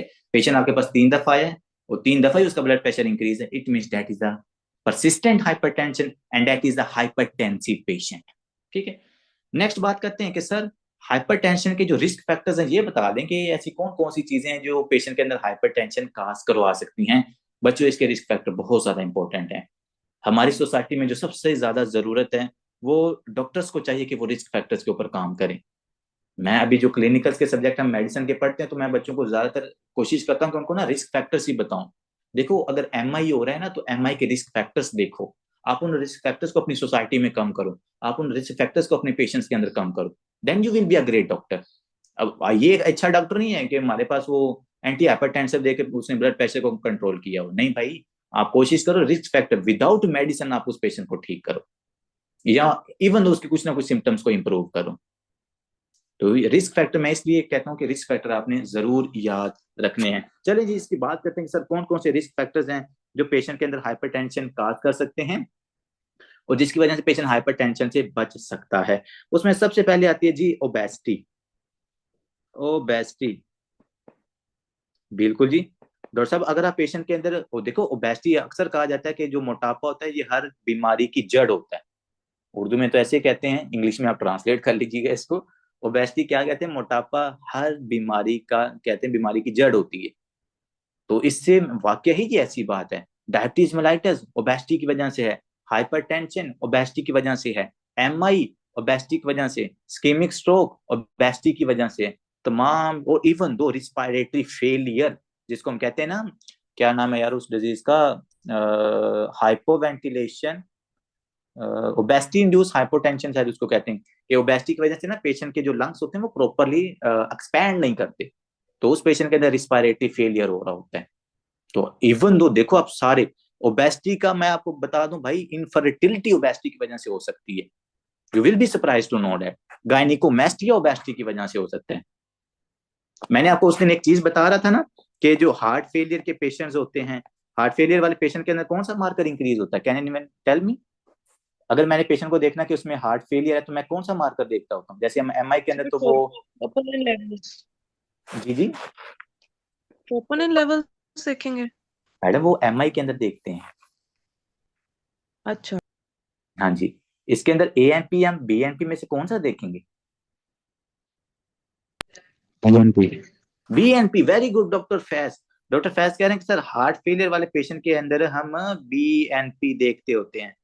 Doctor Faiz, I want to tell you very great concept. अगर पेशेंट के अंदर ओबेसिटी है ना और उसको हार्ट फेलियर है, उसका बीएनपी डिक्रीज होता है, उसका बीएनपी डिक्रीज होता है, आपको पता ही नहीं चलता पेशेंट हार्ट फेलियर की तरफ जा रहा है, क्योंकि हम तो बीएनपी की अमाउंट की बेस के ऊपर अक्सर हार्ट फेलियर को डायग्नोज करते हैं ना। तो ओबेसिटी की वजह से बीएनपी की अमाउंट कम हो जाती है।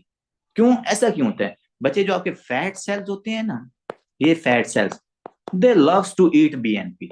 ये फैट सेल है, ये फैट सेल क्या करते हैं, यहाँ पर हमारे पास ये ब्यूटीफुल सा बीएनपी आ रहा था, वो इसको कहते हैं आजा आजा आजा आजा, ये बीएनपी को ईट करना शुरू कर देते हैं, इसको इनगल्फ करना शुरू कर देते हैं फैट सेल्स। उसकी वजह से क्या हो रहा है सर? सर्कुलेशन में बीएनपी कम हो रहा है, सर्कुलेशन में बीएनपी कम होगा, हार्ट फेलियर का पेशेंट आपको पता ही नहीं चल रहा। तो that is obesity, that is obesity. वो दूसरी बात मैंने आपको बताई कि ओबेसिटी की वजह से क्या होता है सर? इनफर्टिलिटी या gynaecomastia.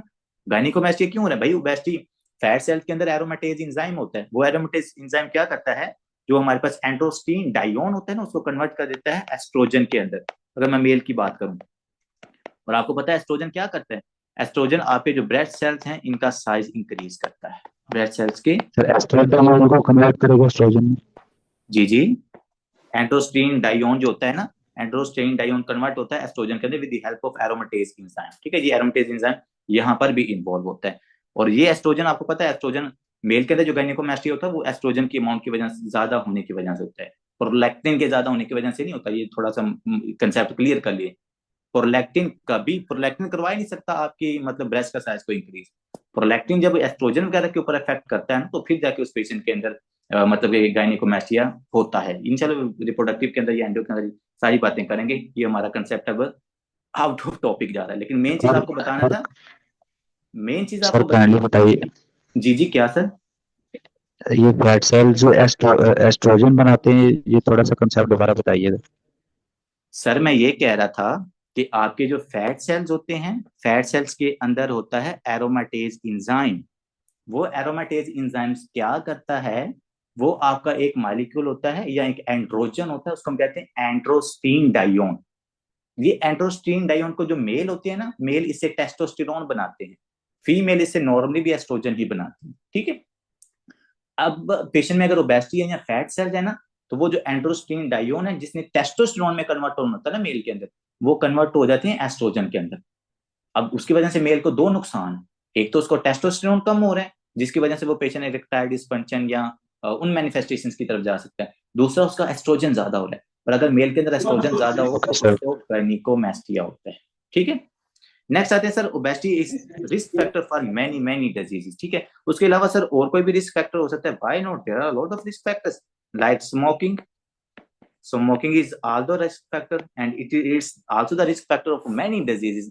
Can you students tell me any 2 to 3 diseases जिसके अंदर जो स्मोकिंग है वो रिस्क फैक्टर है? Any 2 to 3 disease, I will be really surprised. Pulmonary कोई भी डिजीज हो सकती है सर, सीओपीडी लाइक।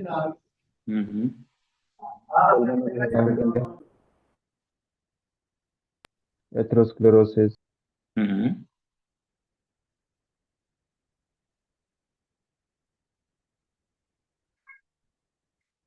और सर सबसे पहले तो स्मोकिंग की वजह से चलें, जैसे डॉक्टर साहब ने बताया अथीरोसेक्लिरोसिस, अथीरोसेक्लिरोसिस। हीरा कह रही है कि sir asthma, madam asthma smoking जो होती है ना ये एस्थमा को ट्रिगर करती है, ये एस्थमा काज नहीं करती। There is the different between these two things. Smoking asthma को ट्रिगर करती है, ठीक है। जैसे लेट्स सपोज कुछ पेशेंट्स को ना मतलब स्मोकिंग से उनको एलर्जी होती है, या जो एस्थमा के पेशेंट होते हैं वो जैसे स्मोकिंग करेंगे भाईजान वो उसी टाइम उसको एस्थमा की सिम्टम आना शुरू हो जाती है। तो ये वैसे स्मोकिंग काज भी है, रिस्क फैक्टर भी है एस्थमा का, और मेन चीज है वो उसका ट्रिगर है, ठीक है। अब इतने लोग स्मोकिंग करते हैं तो एस्थमा के बहुत कम पेशेंट्स होते हैं, लेकिन जिन लोगों के अंदर एस्थमा होता है अगर वो स्मोकिंग करें तो उसको ट्रिगर करते हैं। चलें जी, वेरी गुड डॉक्टर। कि सर एथेरोस्क्लेरोसिस मैं आपको लिखवा देता हूँ, एब्डोमिनल आयोटिक एनोरिज्म मैं आपको लिखवा देता हूँ, मैं आपको पैंक्रियाटाइटिस लिखवा देता हूँ, ठीक है जी, पैंक्रियाटाइटिस लिखवा देता हूँ। मैं आपको लंग कैंसर लिखवा देता हूँ, लंग कैंसर। इवन दो मैं आपको टेस्टिक्यूलर कैंसर लिखवा देता हूँ, टेस्टिक्यूलर कैंसर। स्मोकिंग की वजह से ये सब कुछ होता है, ठीक है जी। Buerger disease, very good. Buerger disease मतलब स्मोकिंग उसका रिस्क फैक्टर नहीं है, स्मोकिंग उसका काज है। बुर्जर डिजीज जो होती है ना वो स्मोकिंग होती सिर्फ स्मोकिंग की वजह से, ठीक है। लेकिन ये वाली जो डिजीज है इनके लिए स्मोकिंग रिस्क फैक्टर, ठीक है। स्मोकिंग हो गया सर। क्या सर इसके अलावा और भी हमारे पास कोई काज हो सकता है जो आपको हाइपरटेंशन काज करवा दे? तो भाई बहुत सारे हो सकते हैं, जैसा कि अगर अल्कोहल का इंटेक कर लो आप, सॉल्ट का इंटेक कर लो, सॉल्ट इंटेक, सॉल्ट का तो आपको पता है ना, सोडियम का इंटेक करोगे तो सर हाइपरटेंशन होगी।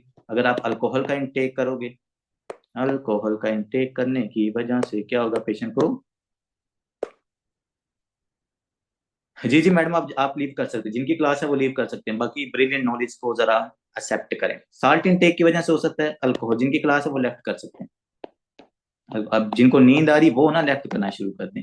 अल्कोहल इनटेक बस 10 मिनट मुझे और बर्दाश्त करने, उसके बाद देखो मजा नहीं आ रहा आपको, नई नई चीजें आप सीखने को मिले, अल्लाह के बंदे बस इंजॉय करो यहाँ पर, ठीक है। सर साल्ट इनटेक हो गया हमारे पास, स्मोकिंग हो गया, आप सेडेंटरी लाइफस्टाइल है, फिजिकल इनएक्टिविटी है, एक्सरसाइज आप नहीं करते, ये सारे रिस्क फैक्टर हैं। चले मैं लिख ही देता हूँ आपके लिए, सेडेंटरी जो आजकल हमारे स्टूडेंट्स का हुआ पड़ा है। सर फैमिली हिस्ट्री कैसे हाइपरटेंशन की कॉज हो सकती है? आई थिंक फैमिली में जो है उसमें हिस्ट्री ज्यादा हो जाती है। यार फैमिली वाली जो हिस्ट्री है ना वो प्री डिस्पोज कंडीशन होती है, तो अब इसका ये मतलब नहीं होता कि हर पेशेंट जो है मतलब स्मोकिंग करता तो उसके अंदर हाइपरटेंशन होगी नहीं। इसके अंदर आगे भी हम बात करेंगे कि जो फैमिली या जो जेनेटिक प्री डिस्पोजिशन है ना वो भी साथ होना लाजमी। अब देखें हर पेशेंट, आपने स्मोकिंग वाले तो इतने लोग देखे होंगे, लेकिन स्मोकिंग की वजह से कितने लोगों को लंग कैंसर होता है, या मत होता तो है लेकिन हर किसी को तो नहीं ना होता, या स्मोकिंग की वजह से हर पेशेंट को हाइपरटेंशन तो नहीं होती ना। तो इसका जो तीसरा क्वेश्चन आंसर दिया जाता है वो ये है कि जिन लोगों के अंदर जेनेटिक प्री डिस्पोजिशन होती है ना, मतलब कि उनके अंदर रिस्क पहले ही उनके जीन्स के अंदर ऐसी चेंजेस होती हैं कि अगर वो थोड़ी सी भी स्मोकिंग करेंगे तो वो स्मोकिंग उनकी जेनेटिक चेंजेस खास करके उनको कैंसर खास करवा सकते, ठीक है। तो इसके लिए जो तीसरी चीज होनी चाहिए वो जेनेटिक प्री डिस्पोजिशन भी होना लाजमी, ठीक है। सेडेंटरी लाइफस्टाइल है। सर जी फैमिली जी हिस्ट्री के अंदर पैसिव स्मोकिंग भी तो हो सकती है ना, कि कोई और आपकी स्मोकिंग फैमिली में कर रहा है तो उसकी वजह से भी आप रिस्क फैक्टर पे हो सकते हो, लाइक कोई एग्जैक्टली हैवी स्मोकर है अगर फैमिली में। मैडम, एग्जैक्टली हो सकता है, क्यों नहीं हो सकता, मैं यही तो बात कर रहा हूँ। अब देखें मैं ये कहूंगा कि लेट्स सपोज एक बंदा अगर स्मोकिंग कर रहा है ना वो चेन स्मोकिंग है, आपके लिए वो पैसिव स्मोकिंग है, उस बंदे से ज्यादा आप रिस्क फैक्टर के ऊपर हो, उस बंदे से ज्यादा आप रिस्क फैक्टर के ऊपर, क्योंकि वो जो स्मोकिंग कर रहा है ना, उसकी वो जो सिगरेट है उसके आगे फिल्टर लगा हुआ है, लेकिन आपने वो फिल्टर नहीं लगाया हुआ, तो वो जितना वो स्मोक प्रोड्यूस करे जिसके अंदर कोई थाउजेंड्स ऑफ कार्सिनोजेंस मॉलिक्यूल्स होते हैं, वो आप इनहेल कर रहे होते हैं। तो इसलिए सिर्फ स्मोकिंग के साथ उस पेशेंट के हार्ट का भी मसला होना चाहिए ना, लाजमी सिर्फ स्मोकिंग कैसे हाइपरटेंशन कॉज करेगी? यार देखो, मैं वही तो आपको बता रहा हूँ ना कि स्मोकिंग के साथ जेनेटिक प्रीडिस्पोजिशन होना भी जरूरी है। अब ये नहीं मैं कह रहा कि हर स्मोकर जो होता है उसको हाइपरटेंशन ही होती है, नहीं, आपकी कुछ ना कुछ जीन्स के अंदर ऐसी चेंजेस होनी चाहिए कि अगर आप स्मोकिंग करो तो आपको हाइपरटेंशन हो जाए। ठीक है, मैं ये जेनेटिक प्रीडिस्पोजिशन की बात कर रहा हूँ, जो आगे जाके हमने फिर बार बार ये बात करनी है। तो जेनेटिक प्रीडिस्पोजिशन होना या जेनेटिक चेंजेस होना जरूरी है कोई भी डिजीज काज करवाने के लिए, related with the risk factors. ठीक है जी। सर हमारे पास सेडेंटरी लाइफस्टाइल है, उसके बाद है जी फिजिकल, और इसलिए ना कुछ स्टूडेंट बड़ा वो दोस्तों के साथ बैठे होते हैं कि यार मैं कौन सी स्मोकिंग करता हूँ, मुझे कौन सा लंग कैंसर होता है, मैं सिर्फ बैठे हुए हो ना। भाई जो आप बैठे हो ना, ज्यादा नुकसान आपको है, उस बंदे को इतना ही, क्योंकि उसने आगे फिल्टर लगा हुआ उसकी स्मोक के, आपके आगे फिल्टर नहीं लगा हुआ, तो इस चीज का आपने थोड़ा सा ख्याल करना। ठीक है, फिजिकल इनएक्टिविटी, फिजिकल इनएक्टिविटी, उसके बाद हाँ जी जो सबसे इम्पोर्टेंट ऐसा नहीं हो सकता है, किसकी वजह से, शीशा पे जो यार शीशे का भी, क्योंकि इसके ऊपर सर्च चल रही है, तो शीशे के ऊपर अभी तक कुछ नहीं बताया जा सकता, क्योंकि इट्स अंडर सर्च। क्योंकि अभी ये जो शीशा है इसको कितने के साल हुए हैं जो हमारे मार्केट के अंदर ये आया है, ठीक है, तो अभी इसके ऊपर सर्च चल रही है, ओके सर। सर्च होगी, उसके बाद बुक्स के अंदर पब्लिश होगा, जब बुक्स के अंदर पब्लिश होगा पाकिस्तान में वो 100 साल बाद आएगा, फिर हम उनको पढ़ेंगे तब जाके हमें पता चलेगा। ठीक है, लेकिन अभी जो लेटेस्ट कुछ आर्टिकल्स वगैरह में देखने को चीज नजर आ रही, तो वो ये कह रहे हैं ये जो इलेक्ट्रिक वेप होता है ना, ये ज्यादा डेंजरस है स्मोकिंग से भी। ठीक है, लेकिन वो अभी तक आर्टिकल्स के अंदर है। हाँ ओके जैसे सर। ठीक हो गया। तो अगर एज भी इंक्रीज होती है तो वो भी हमारे पास क्या है, पेशेंट के अंदर हाइपरटेंशन हो सकती है। ठीक है जी। अब आगे आते हैं कि sir what can be the types of the hypertension. तो भाई ना हाइपरटेंशन की बहुत सारे टाइप, बहुत सारी डर शराब तो माइक होना, हाइपरटेंशन की बहुत ज्यादा टाइप्स हो सकती हैं, इसको हर बंदे ने अपने तरीके से क्लासीफाई किया हुआ, लेकिन हम देसी बंदे हैं, हम सिंपल तरीके से इसको क्लासीफाई करते हैं। क्लासिफिकेशन इसकी क्या है sir, primary hypertension, primary hypertension and secondary hypertension, primary hypertension and secondary hypertension. ठीक है, अच्छा आप क्वेश्चन कर रहे थे, आप ना लिख दें, आप ना शायद वॉइस में कोई मसला आता है। प्राइमरी हाइपरटेंशन हो सकती है सर हमारे पास, सेकेंडरी हाइपरटेंशन हो सकती है, इसके अलावा कोई इसको बिनाइन हाइपरटेंशन भी कहता है, कोई सेकेंडरी को मैलिग्नेंट हाइपरटेंशन कहता है भी, तो वो हमारे पास डिफरेंट, जैसे पथोमा के अंदर लिखी हुई अगर आपने देखनी वहां से देख लीजिएगा, मैं इसी को आगे मजीद क्लासीफाई करते हैं। देखिए ये प्राइमरी हाइपरटेंशन का मतलब ये है कि सर ये हाइपरटेंशन हमारे पास होती है इडियोपैथिक, कि हमें पता ही नहीं होता कि उस पेशेंट को जो हाइपरटेंशन है वो किस वजह से है। तो आपको जो ज्यादातर हाइपरटेंसिव पेशेंट नजर आते हैं ना, वो इडियोपैथिक होते हैं, हमें उसके रीजन।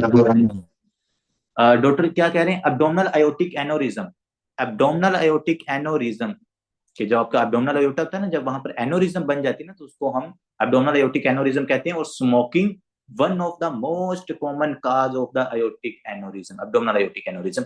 और एब्डोमिनल आयोटिक एनोरिज्म मेल्स के अंदर ज्यादा कॉमन होती है, क्योंकि भाईजान मेल्स ज्यादा स्मोकिंग करते हैं। ठीक है, अब देखिए जी प्राइमरी हाइपरटेंशन हमारे पास क्या सर, इडियोपैथिक होती है, 90% पेशेंट्स के अंदर प्राइमरी हाइपरटेंशन होती है। ठीक है, लेकिन मैंने आपको पहले भी बताया हुआ है कि ये जो इडियोपैथिक वर्ड्स है, I don't like this word, क्योंकि इस वर्ड्स के ऊपर अब काफी ज्यादा प्राइमरी हाइपरटेंशन के काफी ज्यादा रीजंस बताए जाते हैं। वो रीजन क्या है कि हमारे पास, मैंने आपको ब्लड प्रेशर का फार्मूला लिखवाया था, हाँ जी, what is the formula of the blood pressure, what is the formula of blood pressure, any brilliant student, blood pressure का फार्मूला बताएंगे जल्दी। सिस्टोलिक वॉल्यूम माइनस डायस्टोलिक, क्या क्या सिस्टोलिक माइनस डायस्टोलिक, यार, वो स्ट्रोक वॉल्यूम होता है, वो स्ट्रोक वॉल्यूम होता है, जो systolic minus and systolic blood pressure minus, नहीं नहीं, systolic blood pressure minus diastolic blood pressure. तो जानी सिस्टोल में से डायस्टोल को माइनस करोगे तो वो स्ट्रोक वॉल्यूम बनेगा, वो हमारे पास ब्लड प्रेशर थोड़ा डायस्टोलिक और systolic. Cardiac output sir multiply. Very good, जैसा कि डॉक्टर अली बता रहे हैं कि सर कार्डिक आउटपुट को अगर आप मल्टीपल कर दो टीपीआर के साथ, जहाँ सिस्टेमिक वस्कुलर रेजिस्टेंस के साथ, तो इसको हम ब्लड प्रेशर कहते हैं। Very good doctor Ali. अब देखें बीपी किस किस चीज के साथ रिलेट करता है, कार्डिक आउटपुट के साथ, और दूसरा हमारे पास सिस्टेमिक वस्कुलर रेजिस्टेंस के साथ, जिसको टोटल मतलब वस्कुलर रेजिस्टेंस टीबीआरबी इसको कहा जाता है, ठीक है। अब देखें अगर किसी पेशेंट में कार्डिक आउटपुट ज्यादा है तो आप देखो ये डायरेक्टली रिलेटेड है ना, तो उस पेशेंट का ब्लड प्रेशर इंक्रीज हो सकता है। अगर किसी पेशेंट में क्या है, कार्डिक आउटपुट ज्यादा है, तो उसका ब्लड प्रेशर ज्यादा हो सकता है। अगर किसी पेशेंट के अंदर सिस्टेमिक वस्कुलर रेजिस्टेंस ज्यादा है, उस पेशेंट के अंदर ब्लड प्रेशर ज्यादा हो सकता है। ये प्राइमरी हाइपरटेंशन के दो रीजंस बताए जा रहे हैं। उसकी कार्डिक आउटपुट तो कम होगी। जी जी, कि कार्डिक आउटपुट तो कम होगी एसवीआर वाले पेशेंट की। कौन से वाले पेशेंट की? सिस्टेमिक वस्कुलर रेजिस्टेंस जिसमें होगा कार्डिक आउटपुट कम हो जाएगी ना उसमें।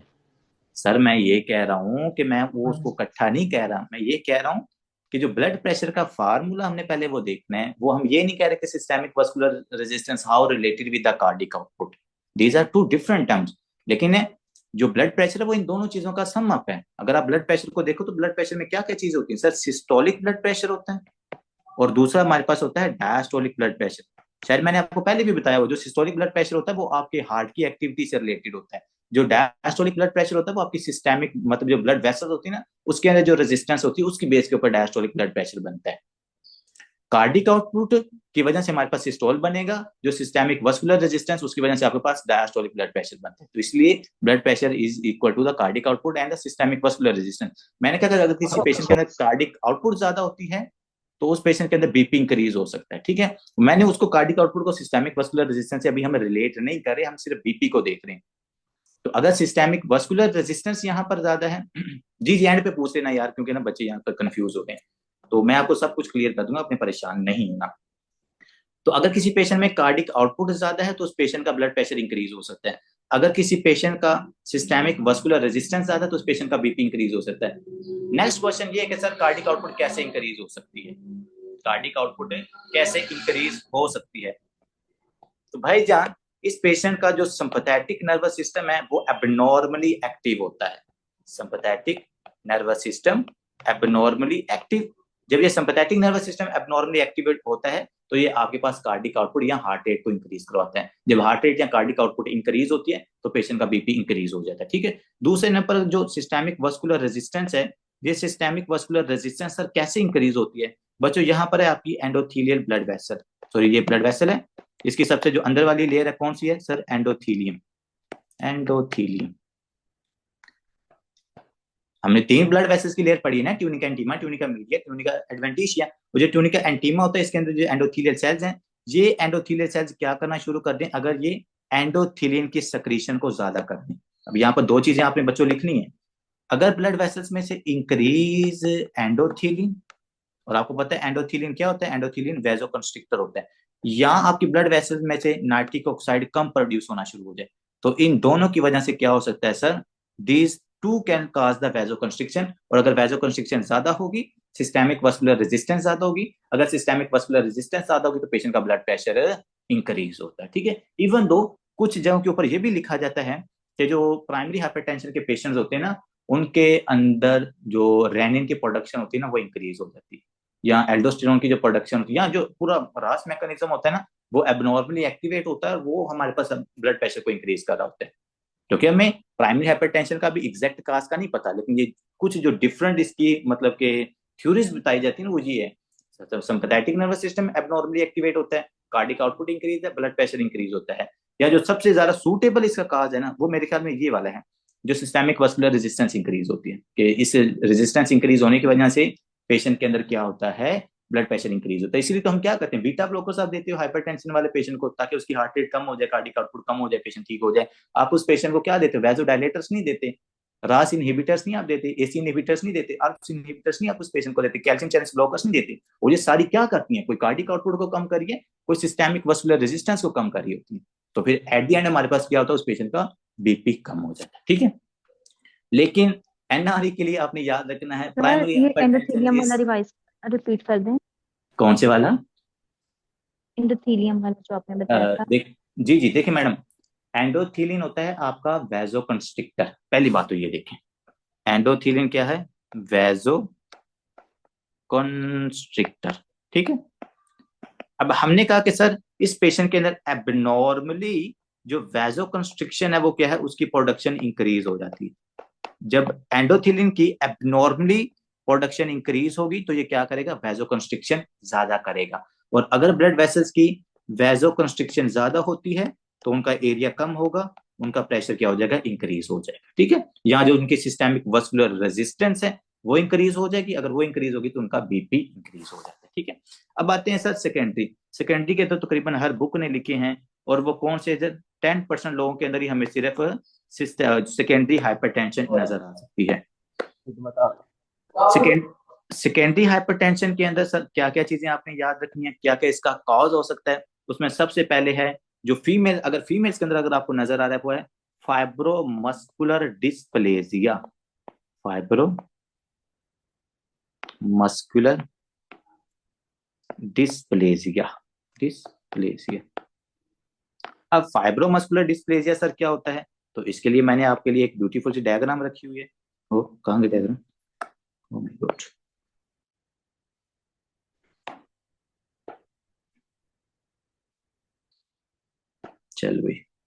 चल भी कुबरी इधर आ जा। अब देखो बच्चों, ये है फाइब्रोमस्कुलर डिस्प्लेजिया। फाइब्रोमस्कुलर डिस्प्लेजिया के अंदर क्या होता है कि जो आपकी ये रीनल, देखो ये है नॉर्मल रीनल आर्टरी, ये है नॉर्मल रीनल आर्टरी। और अगर इस नॉर्मल रीनल आर्टरी के अंदर अगर आप देखोगे तो यहाँ पर आपको क्या नजर आ रही है, थिक ब्लड वेसल्स है। ये भी थिक है, ये भी थिक है, ये भी थिक है, ये भी थिक है। ये मतलब ऑलमोस्ट सारी क्या है, ये ब्लड वेसल्स के जो कुछ कुछ पार्ट्स हैं वो आपको थिक नजर आ रहे हैं। इनकी थिकनेस यहाँ इनकी स्टेनोसिस की वजह से क्या हो रहा है कि आपकी जो रीनल आर्टरी है उसकी स्टेनोसिस हो रही है। यहाँ पर देखो स्टेनोसिस हो रही है। जब रीनल आर्टरी की स्टेनोसिस होती है आपकी किडनी की तरफ कम ब्लड जाता है। जब किडनी की तरफ कम ब्लड जाता है रास मैकेनिज्म एक्टिवेट होता है। जब रास मैकेनिज्म एक्टिवेट होता है तो वो क्या करवा देता है सर, पेशेंट के अंदर हाइपरटेंशन काज करवा देता है। और वो क्यों हो रहा है, वो इस फाइब्रोमस्कुलर डिस्प्लेजिया का मतलब abnormal thickening of the wall of blood vessel. और कौन सी ब्लड वेसल, आपकी रीनल आर्टरी। अगर रीनल आर्टरी के अंदर एबनॉर्मल थिकनेस हो जाए और उस थिकनेस की वजह से किडनी की तरफ कम ब्लड जाता है, जब किडनी की तरफ कम ब्लड जाता है, मैं आपको रास मैकेनिज्म रीनल में पढ़ाऊंगा, जब किडनी की तरफ कम ब्लड जाता है तो उसके अंदर सेंसर लगे होते हैं, जक्स्टा ग्लोमेरुला क्या उसको कहते हैं, मिकुला डेंसा वहां पर लगा होता है। वो देखता है ओ माय गॉड मेरी तरफ ब्लड कम आ रहा है, इसका मतलब ब्लड प्रेशर कहीं कम तो नहीं, तो वो रेनिन की प्रोडक्शन इंक्रीज करवा देता है। जब यहाँ पर रेनिन की प्रोडक्शन इंक्रीज होती है ना, रेनिन हार्मोन की, तो ये क्या करता है, ये एंजियोटेंसिनोजिन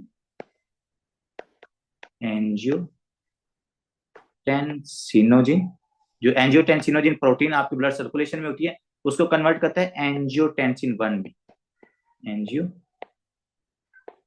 एंजियोटेंसिन 1 के अंदर ये एंजियोटेंसिन 1 आपकी जाती है लंग्स के अंदर और वहां से कन्वर्ट होती है एंजियोटेंसिन 2 के अंदर। ठीक है जी, और ये जो एंजियोटेंसिन 2 है ये बहुत सारे काम करती है, लेकिन मैं आपको एक दो बता देता हूँ। एक ये करती है वैजो कंस्ट्रिक्शन। ये क्या करता है हमारे पास एंजियोटेंसिन 2, ये वैजो कंस्ट्रिक्शन काज करता है। और दूसरे नंबर ये आपके पास एडीएच और जो एल्डोस्टेरोन हार्मोन्स होते हैं ना उनकी सेक्रीशन करवाता है। और जब एडीएच और एल्डोस्टेरोन हार्मोन्स इंक्रीज होते हैं, सोडियम की रीअब्जॉर्प्शन ज्यादा होती है, वाटर की रीअब्जॉर्प्शन ज्यादा होती है, तो आपका ब्लड प्रेशर इंक्रीज हो जाता है। ठीक है, बात कैसे स्टार्ट हुई है, ये इस हमारे पास फाइब्रोमस्कुलर डिस्प्लेजिया या वॉल की थिकनेस की वजह से किडनी की तरफ कम ब्लड जा रहे हैं। जब किडनी की तरफ कम ब्लड जाता है तो उसकी वजह से क्या होता है, रास मैकेनिज्म एक्टिवेट होता है, और रास मैकेनिज्म एक्टिवेट होने की वजह से पेशेंट का बीपी इंक्रीज हो जाता है। तो जो पहला काज है हमारे पास, अगर यंग फीमेल है बच्चों, यंग फीमेल है और उसमें हाइपरटेंशन है तो उसका काज है फाइब्रोमस्कुलर डिस्प्लेजिया। अगर वो एल्डर है तो वो हमारे पास स्टेनोसिस होगी, ये ब्लड वेसल्स। ठीक है सर, इसके अलावा भी कोई और काज हो सकता है, तो आंसर है जी यस। अगर किसी पेशेंट में क्या है, फियोक्रोमोसाइटोमा।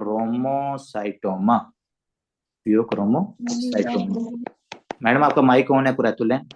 अगर किसी पेशेंट में फियोक्रोमोसाइटोमा है जो कि आपके एड्रीनल ग्लैंड का एक ट्यूमर है, तो फियोक्रोमोसाइटोमा की वजह से भी आपको सीवियर हाइपरटेंशन होती है। मैंने वर्ड यूज किया सीवियर बट एपिसोडिक हाइपरटेंशन, यहाँ पर आपने याद रखना है एपिसोडिक हाइपरटेंशन। और ये क्वेश्चन मुझे यूएसएमएल एग्जाम के अंदर आया था। ठीक है, एक फीमेल थी उसके अंदर एपिसोडिक हाइपरटेंशन थी और उन्होंने उसके अंदर पूछा हुआ था कि आप क्या चेक करोगे, तो उसके यूरिन के अंदर हमें मेटानेफ्रिन को चेक करना होता है, ठीक है। तो एपिसोडिक हाइपरटेंशन आपको फियोक्रोमोसाइटोमा के अंदर होती है, जिसमें एपिनेफ्रिन और नोरेपिनेफ्रिन की प्रोडक्शन ज्यादा होती है, ठीक है जी। सर इसके अलावा भी कोई कॉज हो सकता है? वैसे कॉज और सेकेंडरी कॉज काफी सारे हैं, जैसा कि आपको याद है कुशिंग सिंड्रोम हो गया, हाइपरथायरॉयडिज्म हो गई, यहाँ पर हाइपोथायरॉयडिज्म, और दूसरा हमारे पास है कुशिंग सिंड्रोम। तो इन सब की वजह से आपका जो ब्लड प्रेशर है वो क्या करता है, एलिवेट करता है। तो सेकेंडरी हाइपरटेंशन के जी जी बिल्कुल। तो इन सब की वजह से आपका जो बीपी होता है वो इंक्रीज हो सकता है। These are the primary causes and as well as the secondary causes, ठीक है जी। अब नेक्स्ट बात करते हैं कुछ बड़ी खतरनाक कंडीशन जो आपको हाइपरटेंसिव पेशेंट के अंदर नजर आती हैं, जिसको हम क्या कहते हैं sir, hypertensive urgency and hypertensive emergency. पहला है हाइपरटेंसिव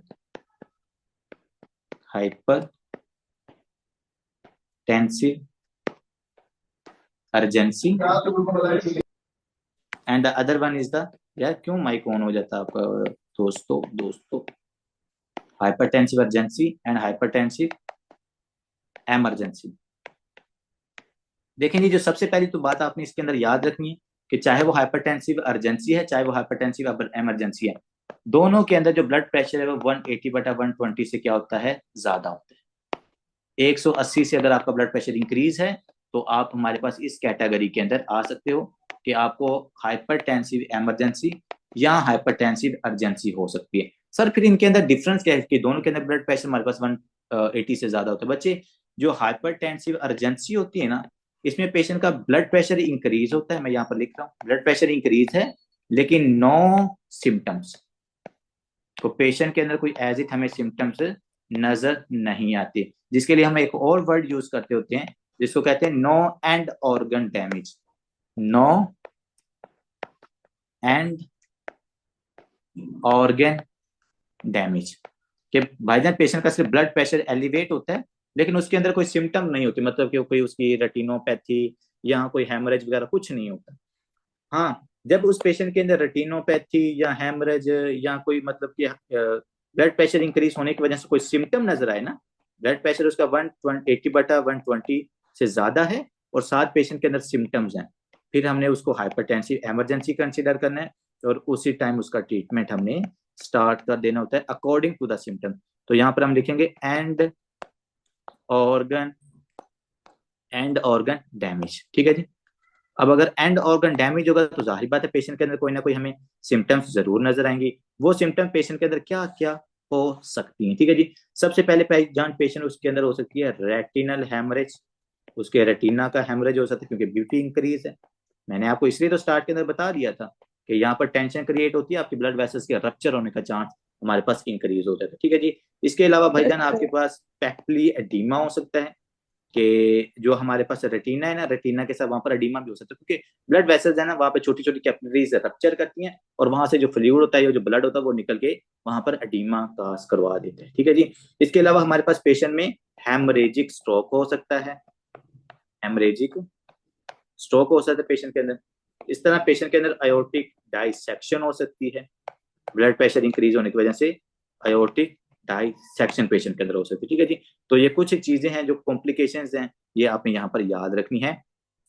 अर्जेंसी और इमरजेंसी में क्या फर्क है? दोनों में बीपी 180 से ज्यादा होता है लेकिन इमरजेंसी के अंदर एंड ऑर्गन डैमेज होता है, पेशेंट के अंदर हमें सिम्टम्स नजर आती हैं, ठीक है बच्चे। ये चीज आपने यहाँ पर याद रखनी है। लास्ट बट नॉट लीस्ट, यहाँ पर मैं आपको जाते जाते एक चीज बता दूं कि हाइपरटेंशन की वजह से, लेट्स सपोज एक पेशेंट हमारे पास है हाइपरटेंसिव, हाइपरटेंशन की वजह से पेशेंट के अंदर क्या क्या चेंजेस नजर आ सकती हैं हार्ट के अंदर? कोई मुझे बता सकते हैं, एनी ब्रिलियंट स्टूडेंट, कि अगर पेशेंट मेरे पास हाइपरटेंसिव है तो उसके हार्ट के अंदर क्या क्या चेंजेस आ सकती हैं ब्लड प्रेशर इंक्रीज होने की वजह से? What do you think? Heart failure. Heart failure, very good. जैसे कि डॉक्टर ने बताया कि सर जब ब्लड प्रेशर इंक्रीज होता है ना तो आपके हार्ट को ज्यादा काम करना पड़ता है, तो इस वजह से वो पेशेंट का हार्ट आपके पास हार्ट फेलियर की तरफ जा सकता है, ठीक है। तो पहली सिम्टम हमारे पास हार्ट फेलियर हो सकती है। हार्ट फेलियर से पहले उस पेशेंट के अंदर लेफ्ट वेंट्रिकुलर हाइपरट्रॉफी होती है, लेफ्ट वेंट्रिकुलर हाइपरट्रॉफी, ठीक है जी। तो ये हमारे पास हार्ट के अंदर जो चेंजेस हैं, आपको जो हाइपरटेंसिव पेशेंट है ये जरूर, मैंने आपको शायद उस दिन बताया भी था ना या जी जी बिल्कुल, पेशेंट के अंदर जो MI का रिस्क होता है ना वो भी इंक्रीज होता है। चलिए मैं यहाँ पर लिख लेता हूँ। चलिए यहाँ पे मुझे याद करवा दिया। पेशेंट जो हाइपरटेंसिव पेशेंट होते हैं ना, इन पेशेंट्स के अंदर MI या कोरोनरी आर्टरी डिजीज का जो रिस्क होता है ना, ये भी इंक्रीज होता है। शायद मैंने आपको उस दिन बताया भी था कि हमारे पास यहाँ पर एक पेशेंट आई थी। उस पेशेंट का जो ब्लड प्रेशर था वो पिछले को मेरे ख्याल में 5-7 साल की उसकी हिस्ट्री थी। जी जी फिब्रिलेशन, ये सारी कॉम्प्लिकेशन है। डॉक्टर साहब देखो आपको मैंने बताया हुआ सारा, you are a very good student. मैंने कहा था कि यहाँ पर हाइपरट्रोफी हो रही है ना, हार्ट का स्ट्रक्चर चेंज हो रहा है, और जब भी हार्ट का स्ट्रक्चर चेंज होगा भाईजान, हमारे पास फिब्रिलेशन, टैकीकार्डिया, इसका रिस्क भी बढ़ जाता है। तो मैं आपको बात ये बता रहा था कि हमारे पास उस दिन यहाँ पर एक पेशेंट आया था, और वो पेशेंट की हाइपरटेंशन की हिस्ट्री थी, और वो she is non compliant with the medicine, कि वो मतलब अपनी मेडिसिन के साथ रेगुलरली नहीं ले रही थी। और अब जो वो सिम्टम्स लेके आई थी, वो कौन सी सिम्टम्स थी पता है आपको?